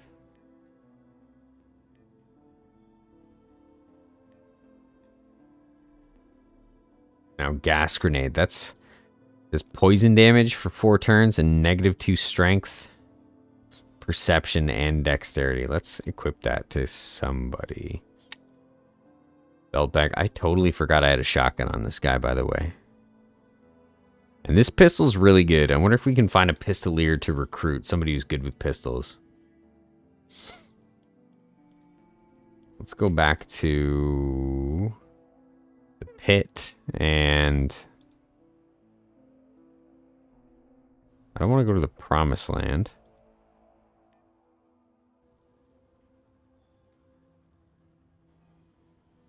What have you got for me? A few questions. Blah, blah, blah. I don't care. Talk to Jack at Whiskey Jack's. What's he got for us? Rat poison it is then. The ship provides the basics of human survival. Recycled air, recycled water, and end tabs. Recycled nutrients and minerals pressed into chewable tablets. Soylent Green. They taste like cardboard, but they're free. Those who desire the finer things in life, like synthetic meat with a side of algae, have to pay. Because the forefathers disapproved of drink, the ship was never configured to provide alcohol, but the law of supply and demand supersedes the dictates of religion, and everyone's favorite vice is widely available. Each bar has its own secret recipe. The wise drinker prefers to leave it a secret. Bartender gives you a nod as he sets a beaten alloy mug on the bar and fills it with a black, oily liquid. You take a careful first sip, fighting your body's instinctive rejection of poison, and wait for the familiar warmth to spread through you. After a few moments, the world is a slightly better place. Any work around here? There's this fellow that owes me money to just about everyone. Name is Jebediah Walker, but he just goes by Jed. Balance owed is 1,200 credits, including interest. If you manage to collect, you get 250. How does that sound? Where can I find him? Ask around Camptown. Start with the local bars. Back to Camptown. Let's go to Boone's Moonshine. And let's find one Jed. I'm looking for Jed Walker. He was staying at a new housing block down the street. Can't miss it. Rectangular design, olive green with rust trim. Forest Muse, I think it's called. Rust. Let's see if this guy has work. All these bartenders seem to have work. My algae shipment. Fetch it for me and I'll pay you 1,000 credits. Why do you need algae? 1,000 credits for a delivery job? I pay Carlos 900 per case, but I'm going to throw an extra 100 for delivery. If you can get a better price from Carlos, that's between you and him. Where can I find this Carlos? Over at Hydroponics. Where else? I hope you don't mind a bit of traveling to expand your horizons. I'll see what I can do. Okay, up the street.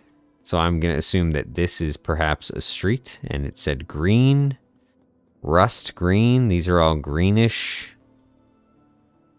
These people don't look like they're big into talking. This is green. Forest. Oh, Forest Muse right here. Okay.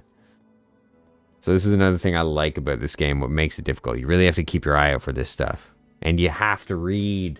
If you just skip through everything, there's absolutely no way you're going to catch all the content. Okay. I'll leave everybody to read this for a second. I'll be right back.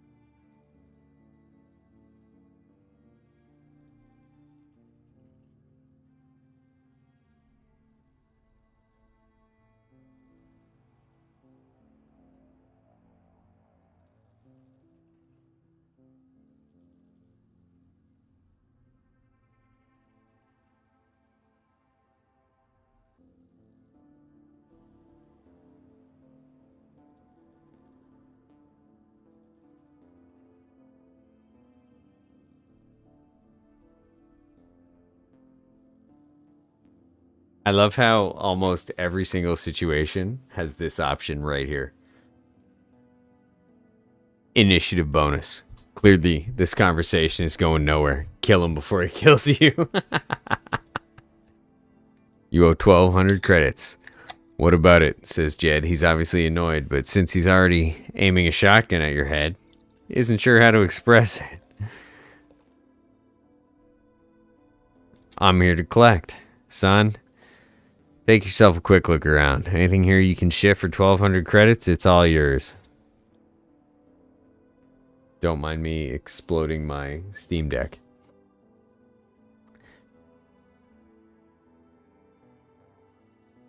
Persuasion.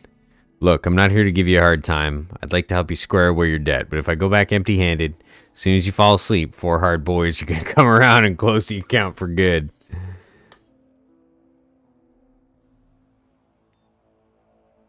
Look, size Jed, I don't have the money, but if you really want to help me, I know a way to clear $2,000 minimum, but I can't do it alone. Everybody has something to do that they need my help with. I'm listening. Ever heard of Black Will? Come on, man. His parents named him What God Will, but he shortened it to Will. A little later, some other folks tacked on the rest when they saw what kind of man he was. I heard he was somewhere in the factory, so obviously I've heard of Black Will. Yeah, he was, but Black Will wore it as welcome, and right now he's laying low, conveniently close by. There are 2 more with him, at least half as black as Will.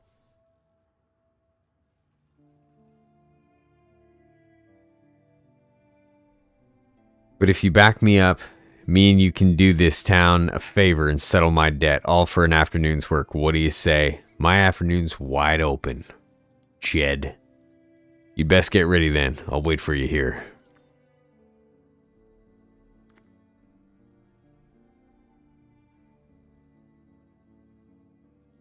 Okay, wait. Are we good? Are we good for a serious fight? I just got absolutely destroyed in a not serious fight.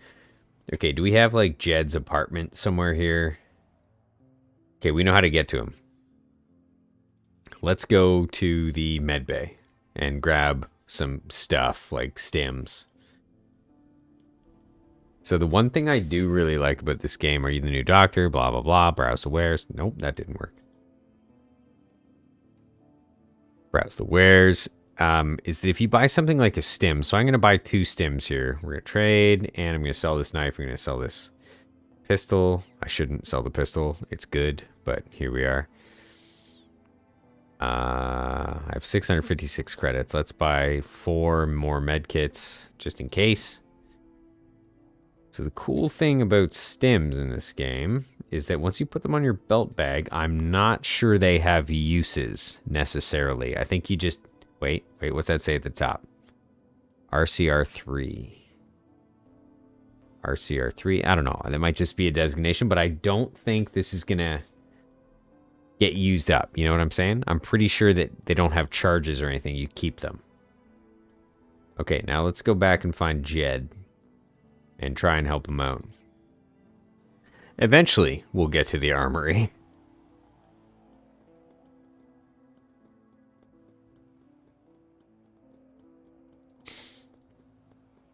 I have a sneaking suspicion that guns might be the best option.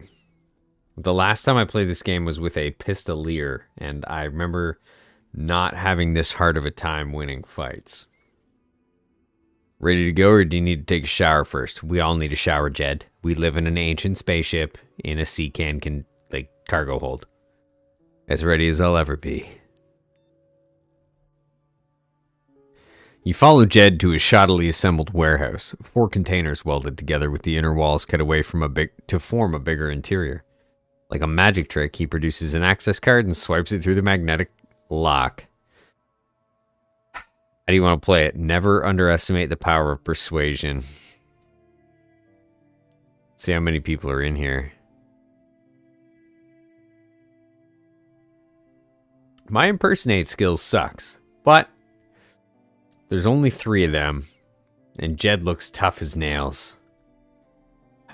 What do we think here? Let's try and impersonate. I wouldn't advise that, friend. Captain Braxton doesn't take attacks on the regulators kindly. Especially when he's offering the hand of friendship. Ah, boy. Initiative penalty. You don't say. Well, that didn't work. Should have gone with the attack.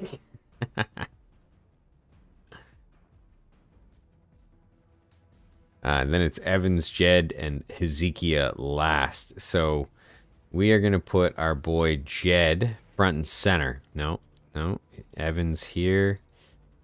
Jed. That thug. Black Will. We're going to get murdered. Okay? Let's assign. Can I assign a feat before the fight starts? No, probably. Obviously not. This is crazy. Jed's got some serious armor on him, it seems.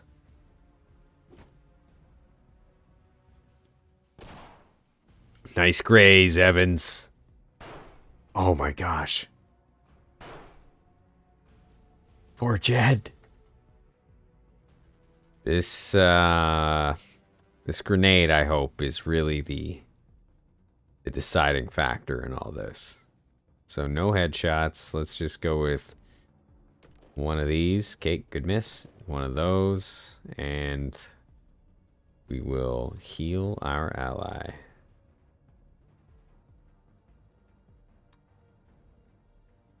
Boom. Injected a health stim. Now let's run over behind Jed so people shoot at him and not you, Evans. Jed, the man, the myth, the legend. We're going to try and shotgun this guy point blank. Miss horribly. And not even have the AP to reload.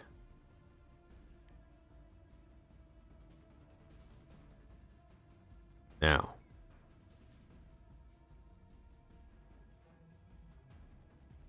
If I move up here, okay. Nobody shoot me. I grab my grenade. Does it only hit one person? Oh no, this is good. This will get both of them. Boop. Poisoned. Now that's what we wanted. Okay. I'm going to use this on myself, and I'm going to use my shotgun. Oh, shotgun's not a great choice. What about the knife? Out of range? We're going to have to shotgun him. Can I throw it? No, I can't. Okay, shotgun it is. I didn't expect much with 5% chance, but...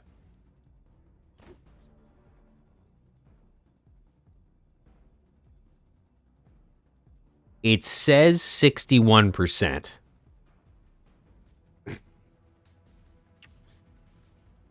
Let's do a headshot. Just staggered. Another hit. I don't know. We might be able to pull something together here. Jed's turn.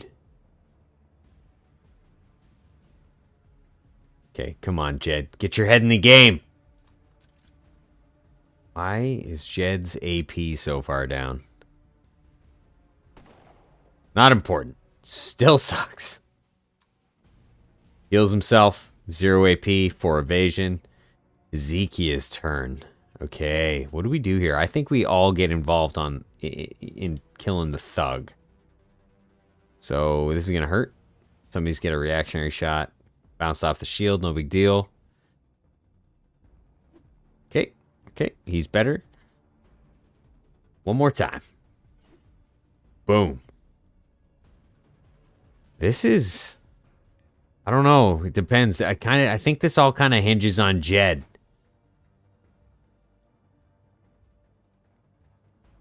Those guys apparently just aren't poisoned anymore, so that's neat. 1, 2, come on. Give us a crit.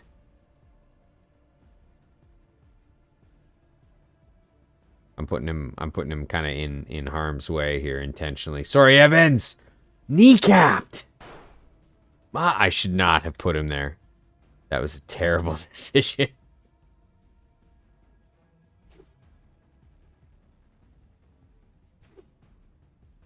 How are you not dead? Come on. Jed. Yes.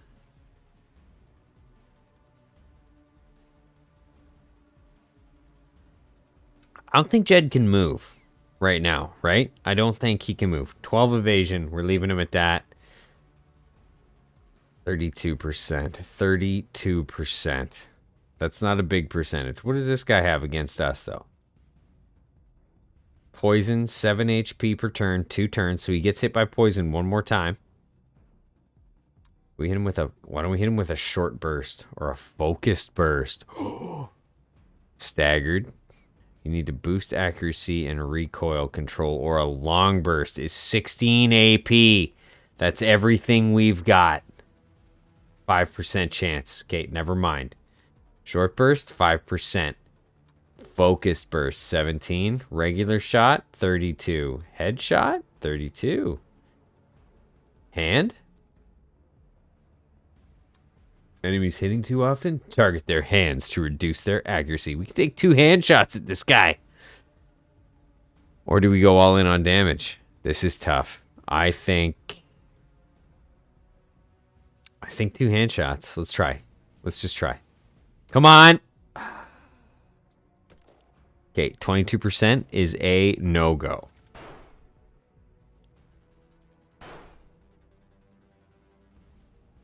Fighting against Hawkeye here.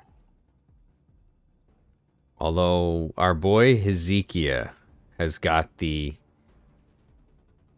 Oh, let's go deal with this thug. 19 life. He's not ready for that melee attack.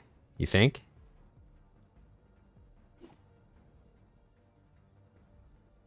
What have you got, thug? What do you mean that's all you got? If I had more AP, whoo-hoo, you'd see what I got. 7 AP. I don't think we have any. Carve? Carve? I can make people bleed. Oh, how cool is that? Okay. Our boy Jed, man of the hour, 13%. Needs to reload first. 0 AP to move up and get shot once. He didn't get shot. Graze? Well, I'll take 2 grazes. I think we go here with Evans. Hide, Evans.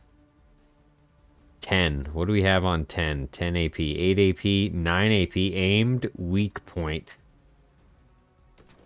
Nice.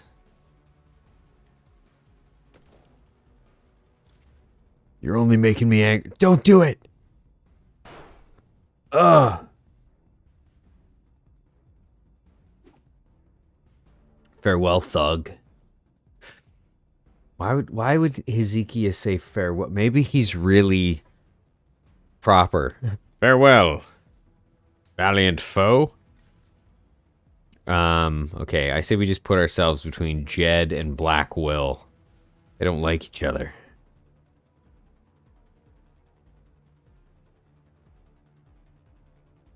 Okay, let's move. Quick reload. 2 shots. Critical. And a miss. Evans, don't let us down.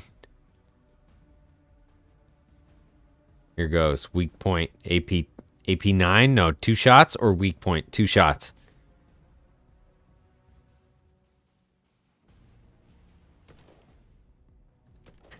You died well today.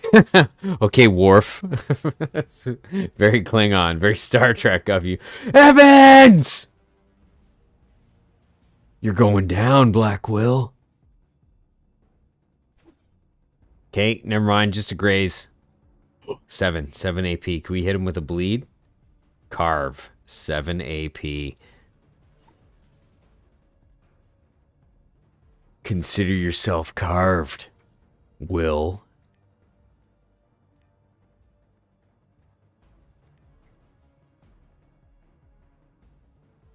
Don't let us down, Jed. Time to shine. This is 37. What if we get closer? 41. Graze. Miss. Nice. Good job. Good job, Jed. You've got nothing, Will. Can't get through this personal shield. Okay, just kidding. Just kidding. You're really good. I knew that entire fight was gonna go perfectly. Jed picks up Black Will's credit drive and expertly scans the dead man's thumb to unlock it. A bit shy of 1,200. Can I assume our business is concluded? Consider your debt fully discharged. I like the way you handled yourself, says Jed, giving you an appraising look. I've got another debt needs settling, but it'll require some extra manpower. You get the feeling this debt is about something other than money. Another local job? No, it's in the shanties, clustered up against the engines. They call it the heart. A good way to remind folks that the reactor is the ship's heart, and it's the mutants that keep it beating. My ex-partner runs a trading post there. He'll have a small army with him, lest he's gone broke or soft, but as is usually the case, the profit is proportionate to the risk. If we make it that far, you can definitely count on me. In the meantime, I can use your help with some unfinished business. I think I can free up some time for you.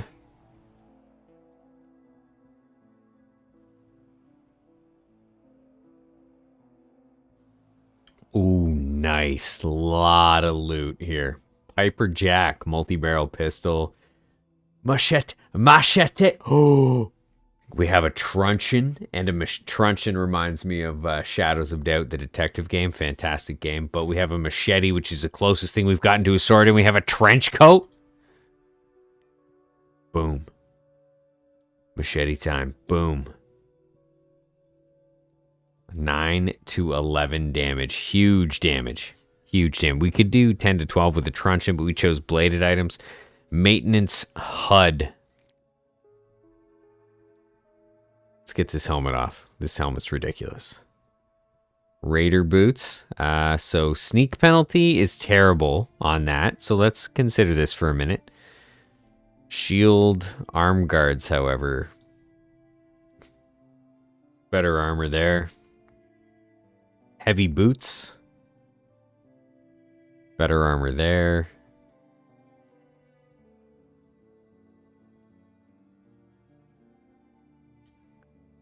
Now we're cooking with gas.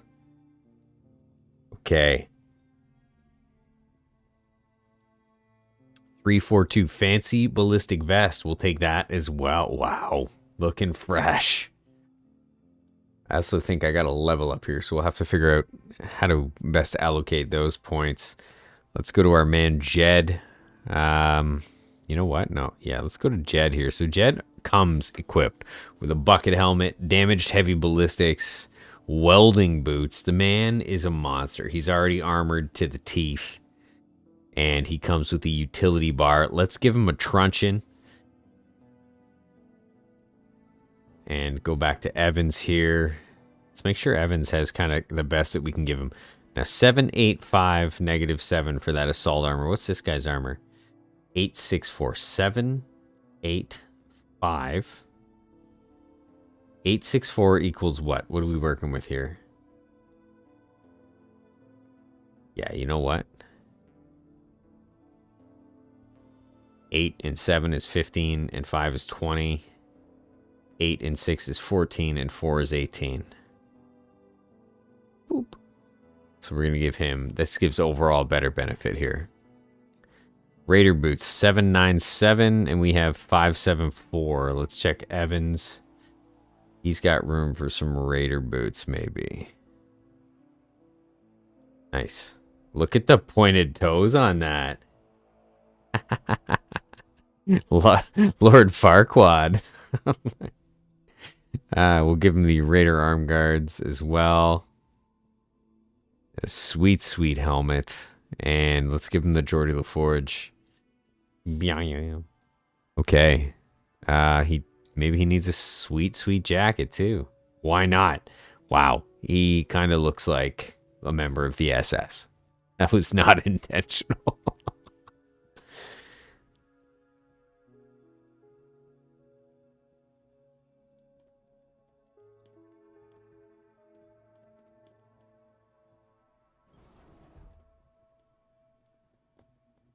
I don't even know where we are. Wow, we've already been up here. Okay. Not far from Jed's. So what do we have left here? Travel to the armory. Braxton wants you to confront Jonas. Clean Air Act. Zeke, the pit's chief engineer, needs spare parts. Pickpocket. Take the key back to Gia. Left of the entrance to Camp Town. Oh yeah. Hold on. Zoom out. We know where we're going here. If I walk down here, can I click over here? Nice.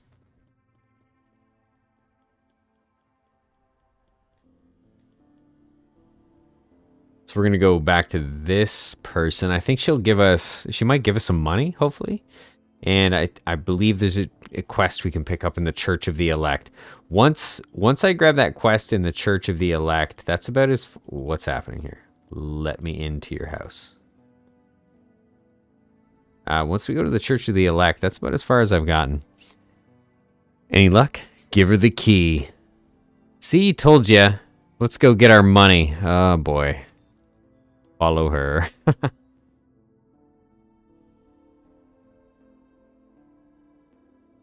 You spot the telltale signs of a trap. Electronics 3. Disarm. Well, I was hoping that would give me some experience, but whatever it is, we can handle it. It appears to be an auto turret. Which, no, we cannot just handle. Get it, Evans. 1, 2.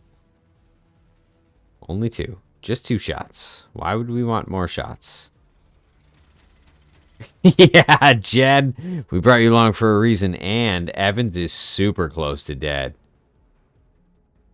And we didn't reload your shotgun. Okay, lessons learned. 15 was nice. Was nice, Jed. I can't actually move, unfortunately. I can switch places with Jed. Okay.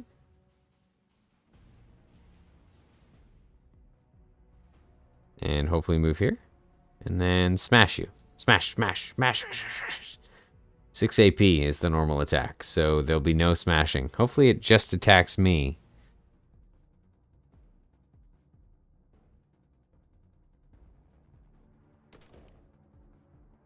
More?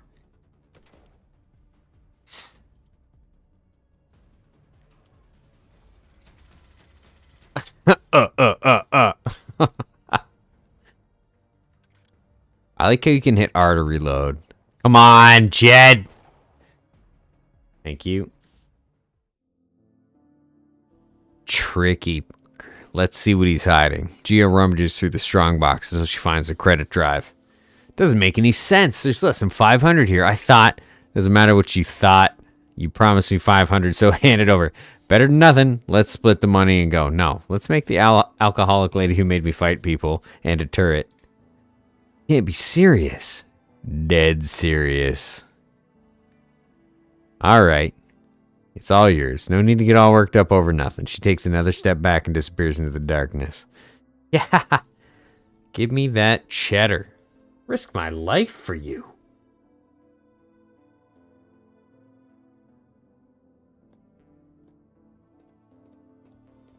Okay. Oh, that's cool. That's where we couldn't climb up before when I was trying to find various places to climb staircases. Okay. So they kind of activate once you get the mission. That's really interesting.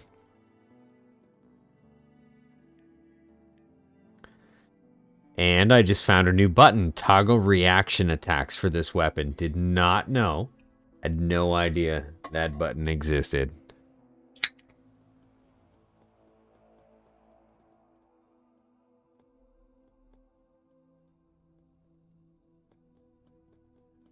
Who are these strange people?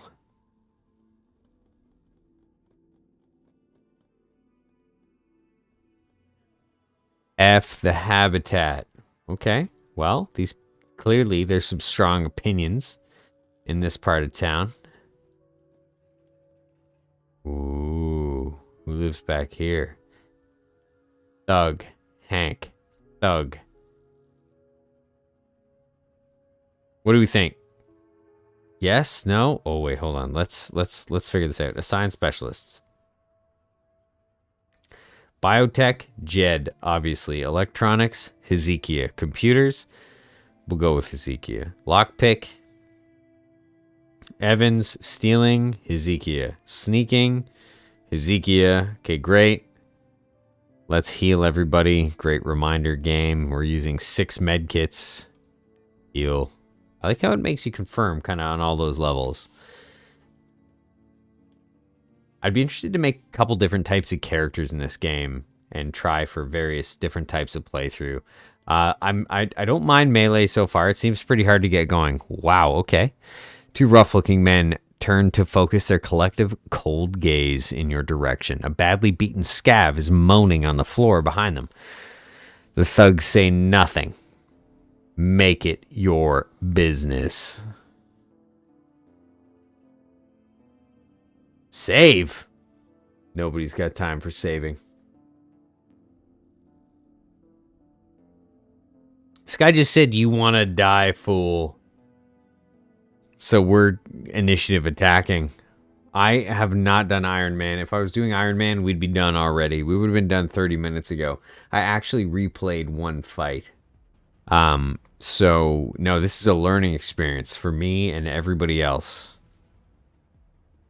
I'm very interested in getting good enough at this game to play kind of a far out Iron Man. What's happening here? The gadget needs to be properly reset before it can be activated again once per fight. Well, that is no good, friends. No good at all. Oh well, start combat. So if I run in there, does that mean I'm going to get shot? Oh, it's Evan's turn anyways. 60 and 60 right now. I need to move out of the way. Still 60. Okay, good. I can get 2 shots on this guy. Evans, you're really shaping up. Ugh. Oh, no. That guy actually just get 3 shots on me? I think if everybody focuses in on the same people.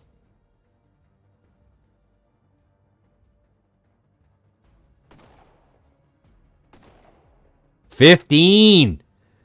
That's what I like to see, is those big crits. Oh, no! Okay, come on. You can't take out the star of the show that early on in the game. Let's deal with these guys. Jed. You and Evans. Against the world. Ugh. Reactionary attack. For some reason, actually no reason at all, I just ended Jed's turn. There's no way this guy can take on Jed and Evans, right? So I think we're okay.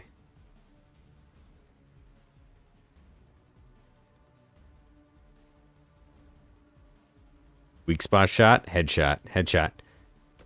Oh, come on, Jed. Wait, Evans. You're really letting us down, Evans. I don't like... There might be something that comes later in the game, but I don't like how you can't bring fallen comrades back into a fight. Comrades? I don't like how you can't bring fallen teammates back into a fight.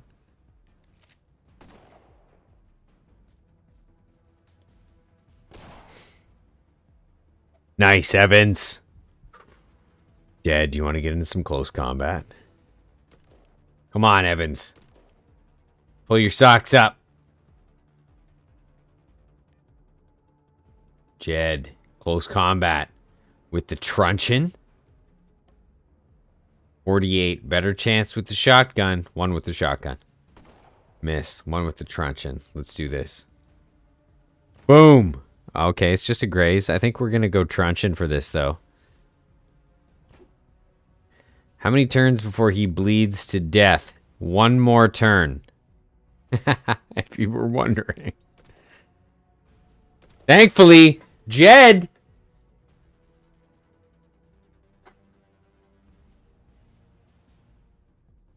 So I like about this game. Always edge of your seat. Awesome. Edge of your seat. Awesome. Look at that. Machete. Another machete. Pepper box. A Maverick. Somebody can use that Maverick, perhaps. That is a decent 11 to 13. And that has effective range 3. This is 11 to 13. Effective range 3 as well. Lower AP cost on the Maverick. Higher magazine.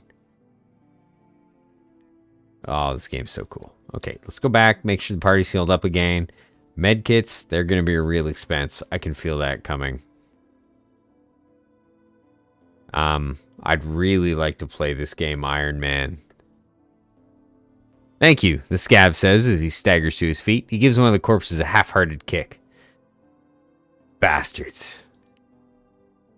Yeah, as of 2 weeks ago, heard they come down from the factory after falling out with the Detroit boys. They tried to roust us for protection money. We sent a hired gun to negotiate our position, but they killed him. Doesn't look like they'll bother you again. Maybe not these, says the Scav. He looks from the dead bodies to you. But these ain't all of them. Have you got time to do a little job for me? I can take you where the rest of the maggots are holed up. We can't pay credits, but we do have a disruptor in mint condition. It's yours if you'll help us, plus whatever you find at their campsite. Might as well finish what I started. The sooner we go, the better. Let's go. Oh, man. Okay, hold on. Hold your horses, Hank. Let's get situated here. Trying to drag me into every brawl, every fight. Everybody's looking for a handout. Jed wants to give me... What is a disruptor? Oh, a disruptor's a grenade. I feel like a disruptor's a grenade.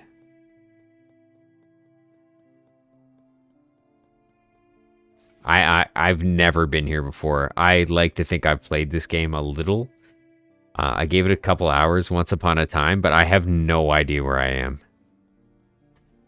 Don't miss out on these fine leather jackets. Browse the wares. I really like me a fine leather jacket. Let's sell a bunch of stuff here. Jordy LaForge glasses.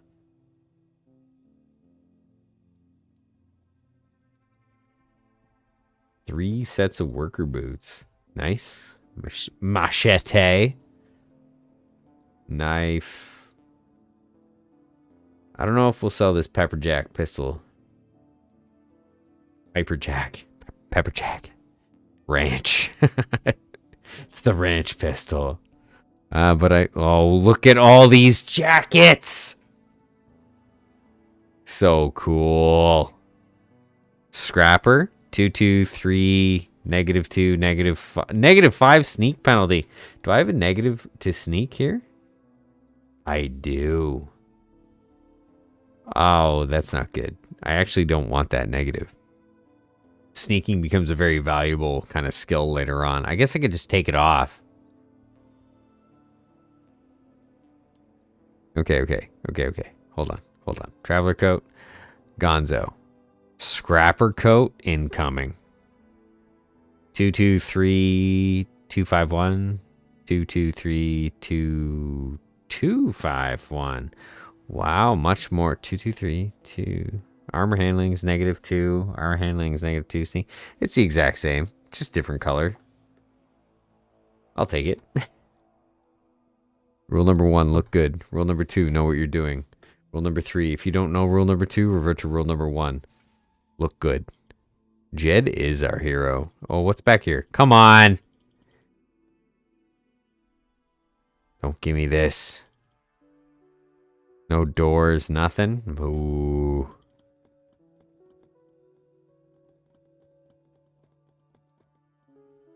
Okay, what do we have here in our journal? We have go back to Earl's office in Camptown. We have debt collector at Whiskey Jack.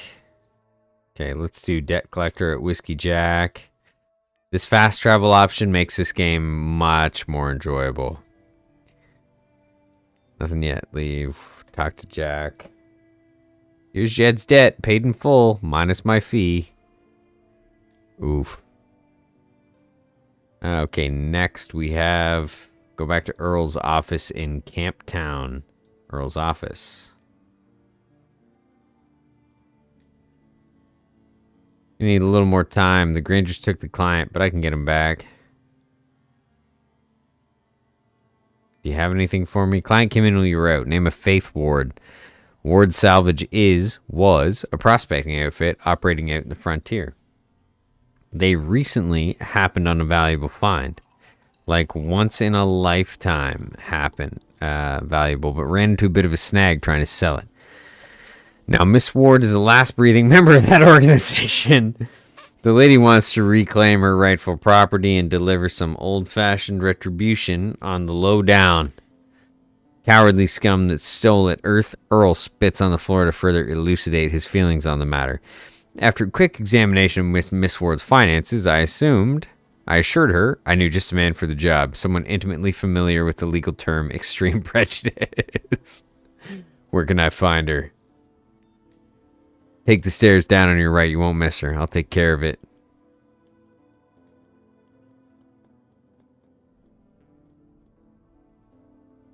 She looks like a gunslinger. The woman steps forward from the shadows. Her face and clothes say she recently took some kind of beating, but her eyes tell you that she's not anywhere near done. This guy is a great reader of people. You must be Faith Ward. Earl sent me. They killed my family, says Faith. Her voice wavers for a moment. I want them to pay for what they've done. They will. Now tell me what happened. We're businessmen here. We found a key on the body of a dead diver. Deep down in mission control. He had it tucked away in his breast pocket right here. She points to her heart. As she says it, then pauses a moment. Do you know what it's like out there? The work, I mean?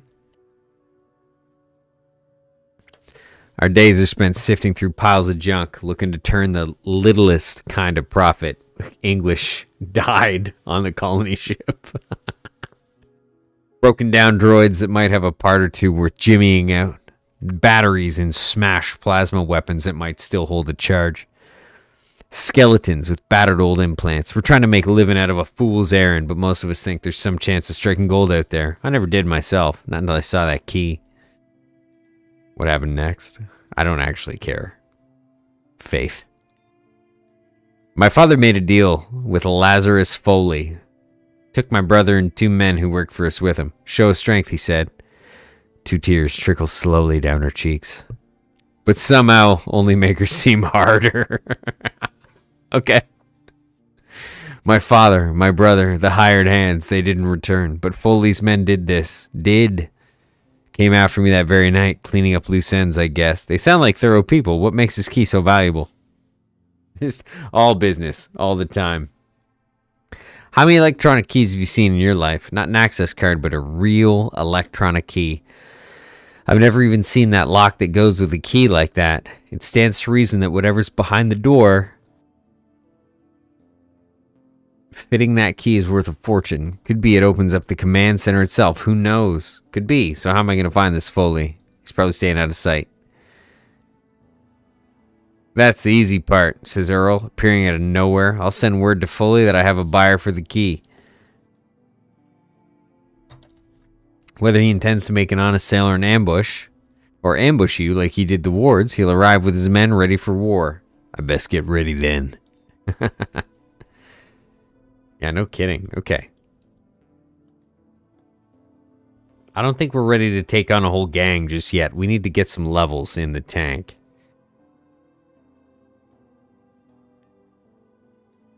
So on our boy here, we're good. I think we can add a feat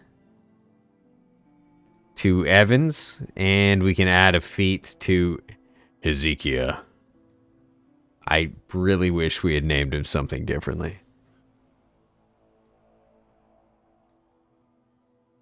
Better initiative would sort him all right.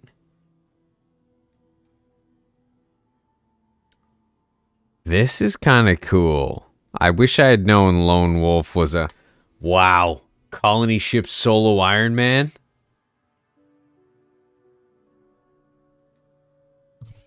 We'll talk about it. We'll talk about it. That would be... Oh, so hard. Personal magnetism. We could rock that. But what I'd like to do is kind of go into...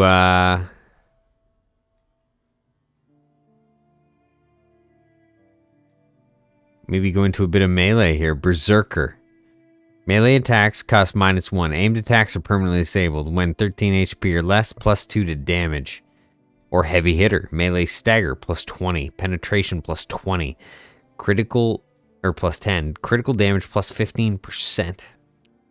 Warrior. Accuracy, +6. Evasion, accuracy. Ooh. This is good too. Carve, critical chance. How often do you get these feats? I'm going to go with heavy or warrior. Oh, this is tough. This is tough. Okay, warrior. Warrior. It's got to be warrior. It's warrior. Don't think about it. Okay. Evans. Evans gets a feat as well. And we're going to try and stick with anything ranged, right? We're going to try and stick with rifleman, rifle accuracy, critical damage. Yep. And Jed, our boy Jed. Jed has a skill that we can add. Jed's biotech is actually 3. Now, I don't know, what did we take? We took electronics. With this fella, we took lock picking. With Jed, let's take biotech and possibly computers. I don't know, maybe that's crazy. Maybe we stick with biotech because it looks like we can get one more party member.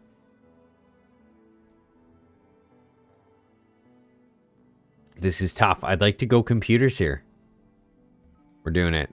I'm so sorry, Jed. You're my computer expert. And biotech! Oh my, you're amazing, Jed. Jed is our biotech computer nerd. Such a nerd, Jed. Quick save. Okay. Clean air, deep diving, blah, blah, blah. Mission control. Talk to Carlos. Help the scav. Earl set up a meeting. Nope, not happening. Crossroads. Jonas, also not happening. Jonas is a bad mother hecker. Travel to the armory. Let's travel to the armory. So if we go... Oh, I clicked mission control. This is Major Tom. I'll read this, but then we're going to go to the armory, and I'll read some more. The desolation known as the Wasteland. A span of decks torn apart by the unfathomably destructive weapons of old Earth was called Mission Control in better times. This was the ship authority's domain, an impregnable stronghold and the seat of power. The mutineers' attack was months in the making, a decisive disabling strike at the electronic heart of their world. Should have been over in less than an hour, but such things rarely go as planned. The ship authority was made of harder stuff than anticipated, and the first assault was driven back. In the following months of attack and counterattack, the mutineers' failure to quickly secure the complex cost them much in lost lives and spent firepower.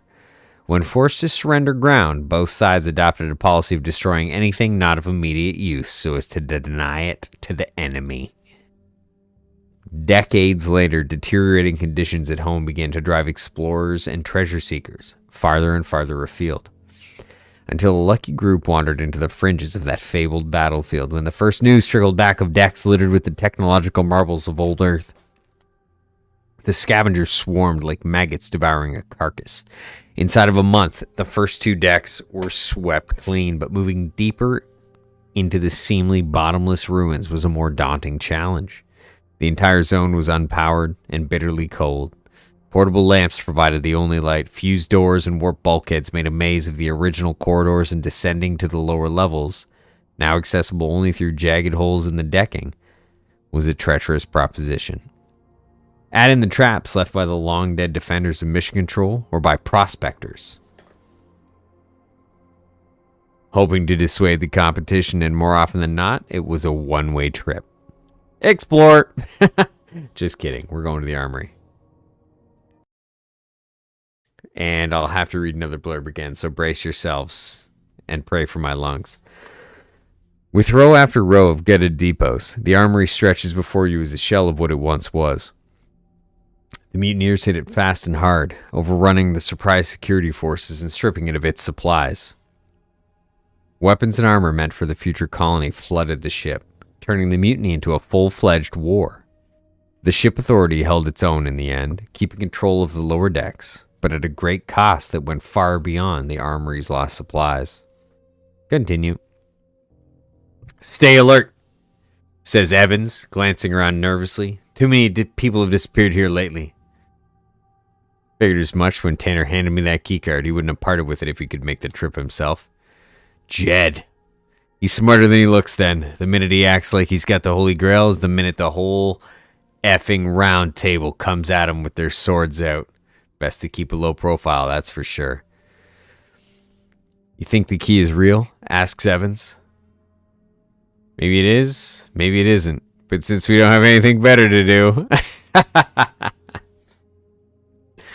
Let's keep moving, says Jed. You don't want to get caught in the open in a place like this. Trust me on that.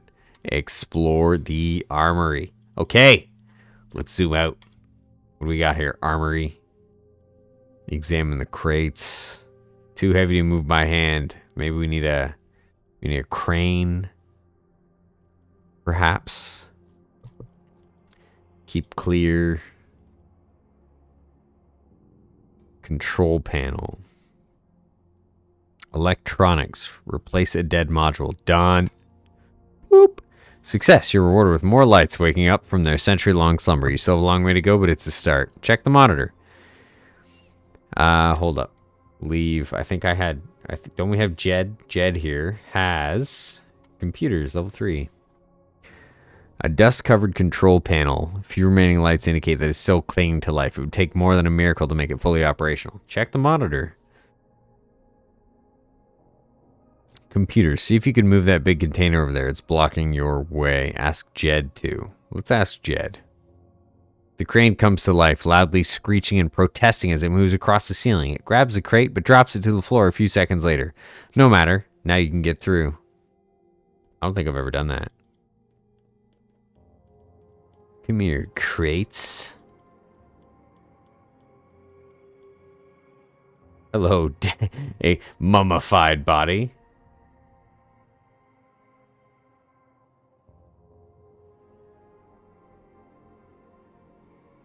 Wait, what just happened? Who is this guy? Biotech's Jed skillfully removes the bionic eye from the corpse. Gross, but we got a bionic eye. What's over here? What are these lights? Nothing.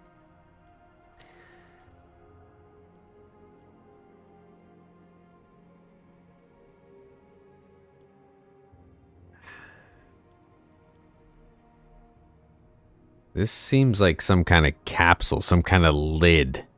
Maybe we can get down there at some point. Is there anything down here? It does not appear that I can go any further down that tunnel.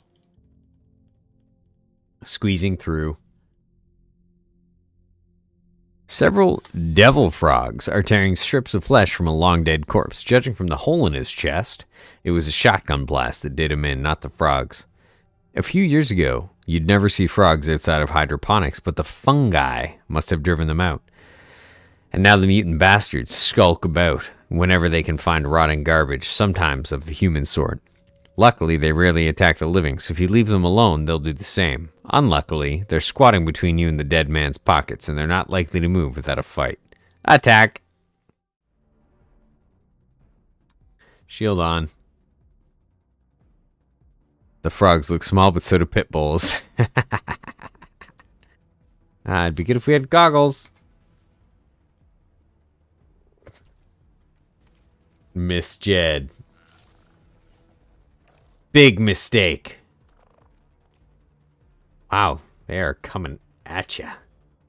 68%. 66. We'll go for the spitter. One more, Jed. Can't do one more.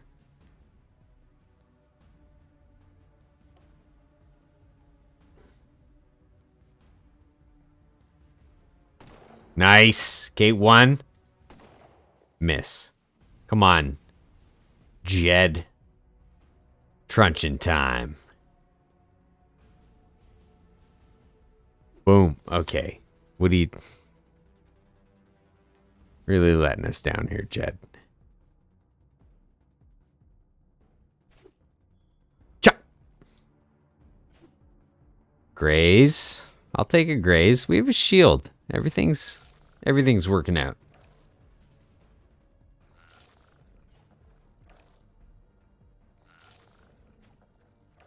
Ooh, they're actually destroying him.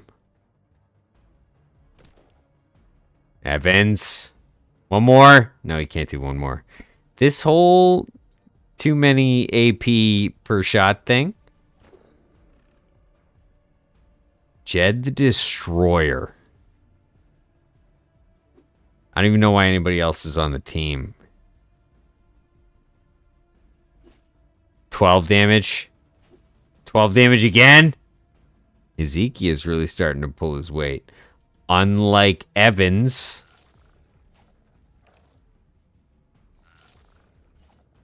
You leave Jed alone.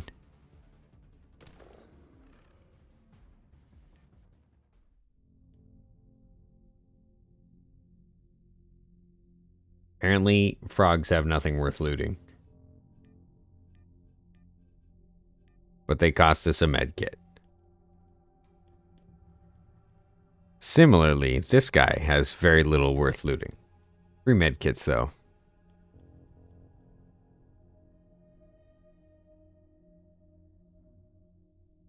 Searching.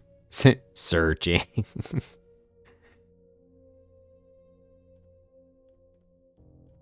Squeeze through another hole.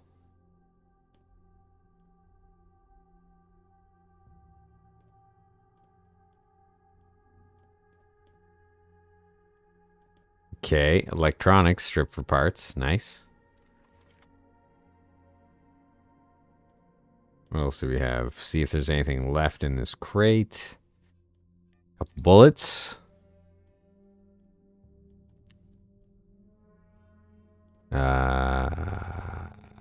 Nothing. Another hole to squeeze through. 2 looters are going through the crates, too distracted to notice you approaching. Won't be hard to make it to the nearby elevator. Better kill them just to be safe.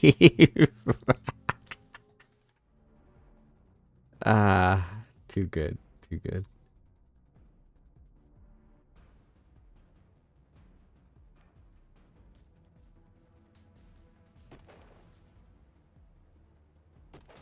Nice.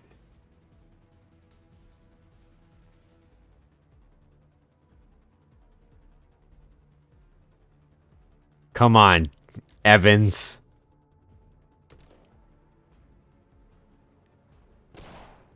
Wow, they hate Ezekiel.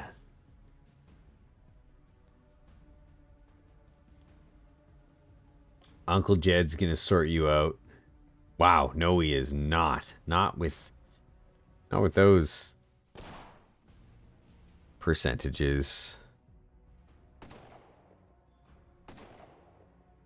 Okay, I feel great about all that. 12 AP. This is going to use it all, but we're here. We're where we need to be. Oh, no, we're not. It's the opposite of where we need to be. They almost killed Ezekiel. Don't you die on me. Oh my goodness. Not again. 4 shots in to reload. These aren't men, these are monsters.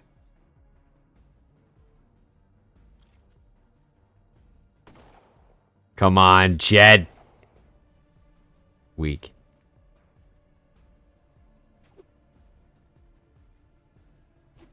Let's hit him with 2 stabs and then run away.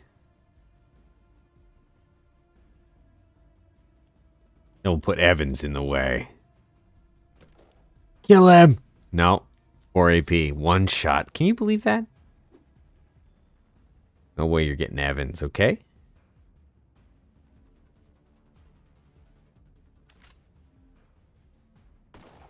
$13 critical. Jed, 2 13s? You're bringing a lot to the team, Jed. I'm glad we didn't kill you. Run away, main character. Run away.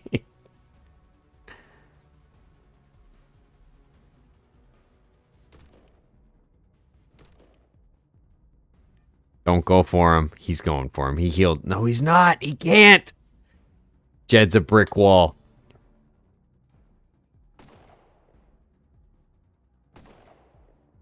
You're kidding. He gets a reactionary attack.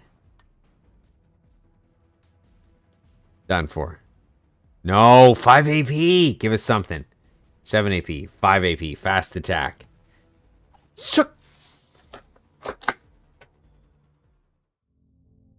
I hope everybody enjoyed that fast attack sound effect. It was slightly better than the game's built-in fast attack sound effect.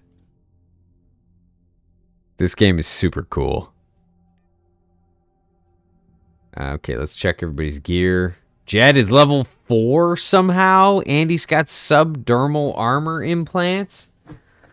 Who knew? Who knew?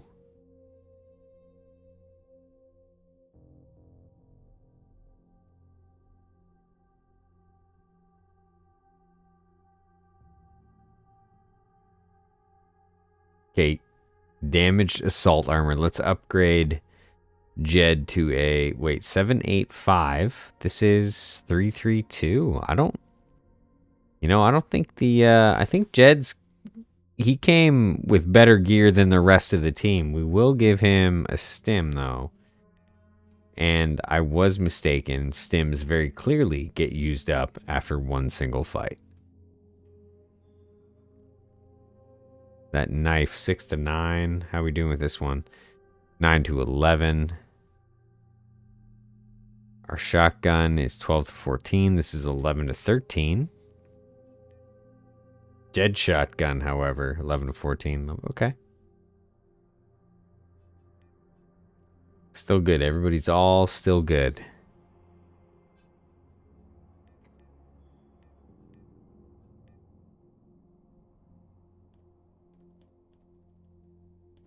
Take the elevator down. Okay, this looks like second level stuff. I feel like I'm playing Diablo a little bit, you know? Examine the crate. You spot an odd crate. Move the puny containers. Move the puny containers aside. You push the crates aside until you reach the crate. Inside you find a rare battery and a couple of energy cells still holding some charge. No way. 6 energy cells. And I just sold the only energy pistol I've been offered. Okay, electronics. Evans couldn't fix it. Who's got the electronics? Come on now. Ezekiel, damn.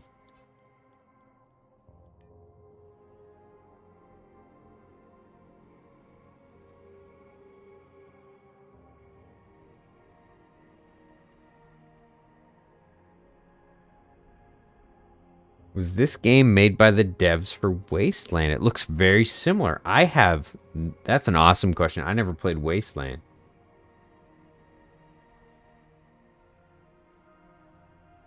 Although it kind of sounds like you're saying that Wasteland was just an isometric RPG. So it's a bit of a genre, right? In that kind of regard. We need to, okay, so look, I know I kind of know this part. So I might mess this up badly, but we're gonna...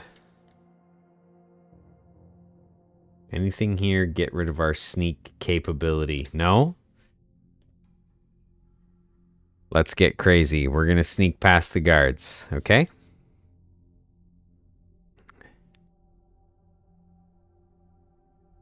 This is our sneaky guy, and he is not that sneaky.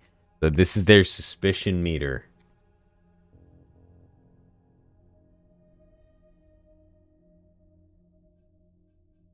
We're going to end his turn like normal.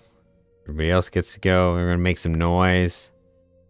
We're going to make some noise. Now everybody's all red. We're going to turn around and hopefully they don't see him. Don't you see him? Okay. Got to keep going.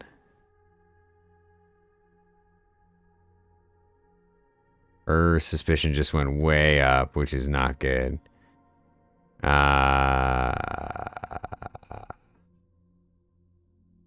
It's really not good. I need to get this guy away from that door. You know what? Maybe we'll just try and kind of let it ride here for a sec.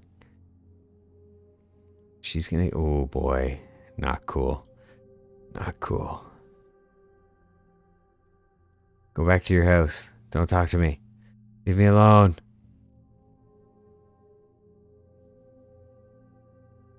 I should probably lay off truck. Okay, I'm not moving.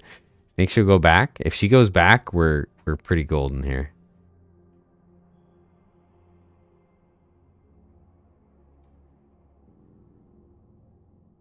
Oh, no. He's pretty aggressive. I don't know if I can get up to him to hurt him. This isn't great. Probably nothing. Okay. Go back to where you were. Great. Nobody look at me, please.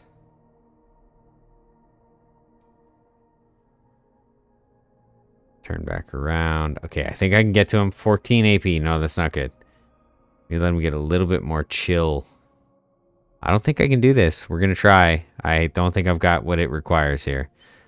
Not at all. Okay, hold up. Let's, not auto combat. Let's load auto encounter. This is it. This is the moment of truth. I say sneak past him, and I think I know what to do.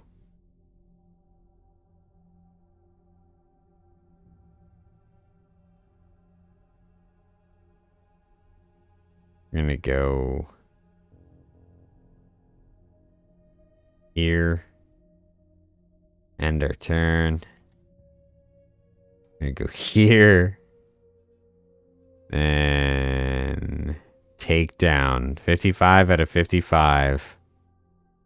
You need a dagger for this attack. Wait. We have a machete. I guess a machete doesn't count, and that's okay. We have a dagger. It requires 5 AP, and switching my weapon apparently just required more than that. Done for. Done for. Let's let her sound cool down a bit. 10 noise. Let's loot all that. Sure. And she kind of hears something maybe. Huh? Must be my mind playing tricks on me. Now let's open this, which is 8 AP. Failed to pick lock. We're in trouble. I don't know if I can get close enough to her to drop her as well. Oh, absolutely not.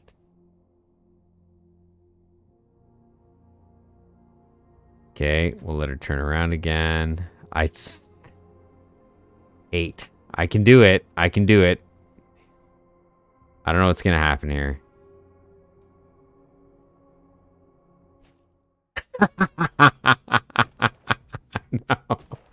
No, not good. Not good. Oh. Okay, wow, great. Come on, Jed. Wait, Evans. One more shot, Evan. No more shots. Wait, you gotta have something in the tank.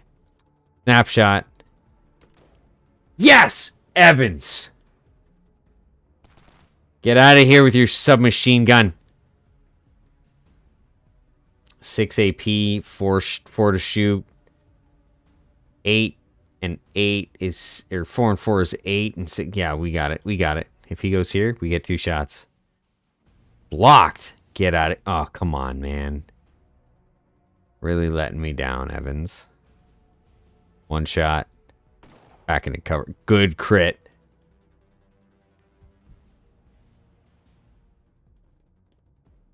Uh-oh. Oof. He seems strong.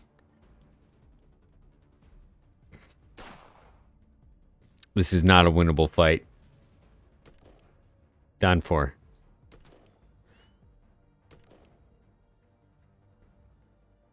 Okay.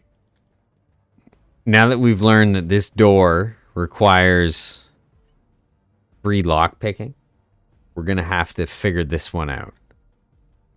So I think we try and lockpick a few other items around the armory before I really commit to trying to sneak past this. But we're going to call that right there. We're going to load this game back to the auto encounter, back to the beginning.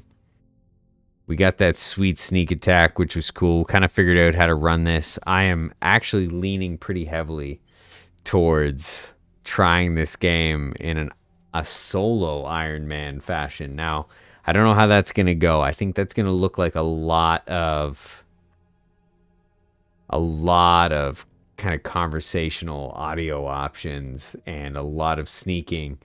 But that was awesome. I had a blast getting to this point with the crew here, Ezekiel, Jed, and Evans. So if you enjoyed this game and you're catching the stream later, let me know in the comments if you'd like to see more of this. It's not my usual fare on the channel, but I'm really enjoying it. And if you've played it and have any tips or pointers, please let me know. Anyways, thanks everybody for hanging out, and thanks everybody for catching this later if you do. I had an awesome time playing this. Brought me way back to my childhood. And if you haven't seen in the community tab, we added a Discord. So it's not very busy just yet. But if you want to come hang out, talk to me, ask me questions about the stream, give me some feedback, there's a link to the Discord in the community tab. Anyways, everybody, take it easy. And thanks again for hanging out.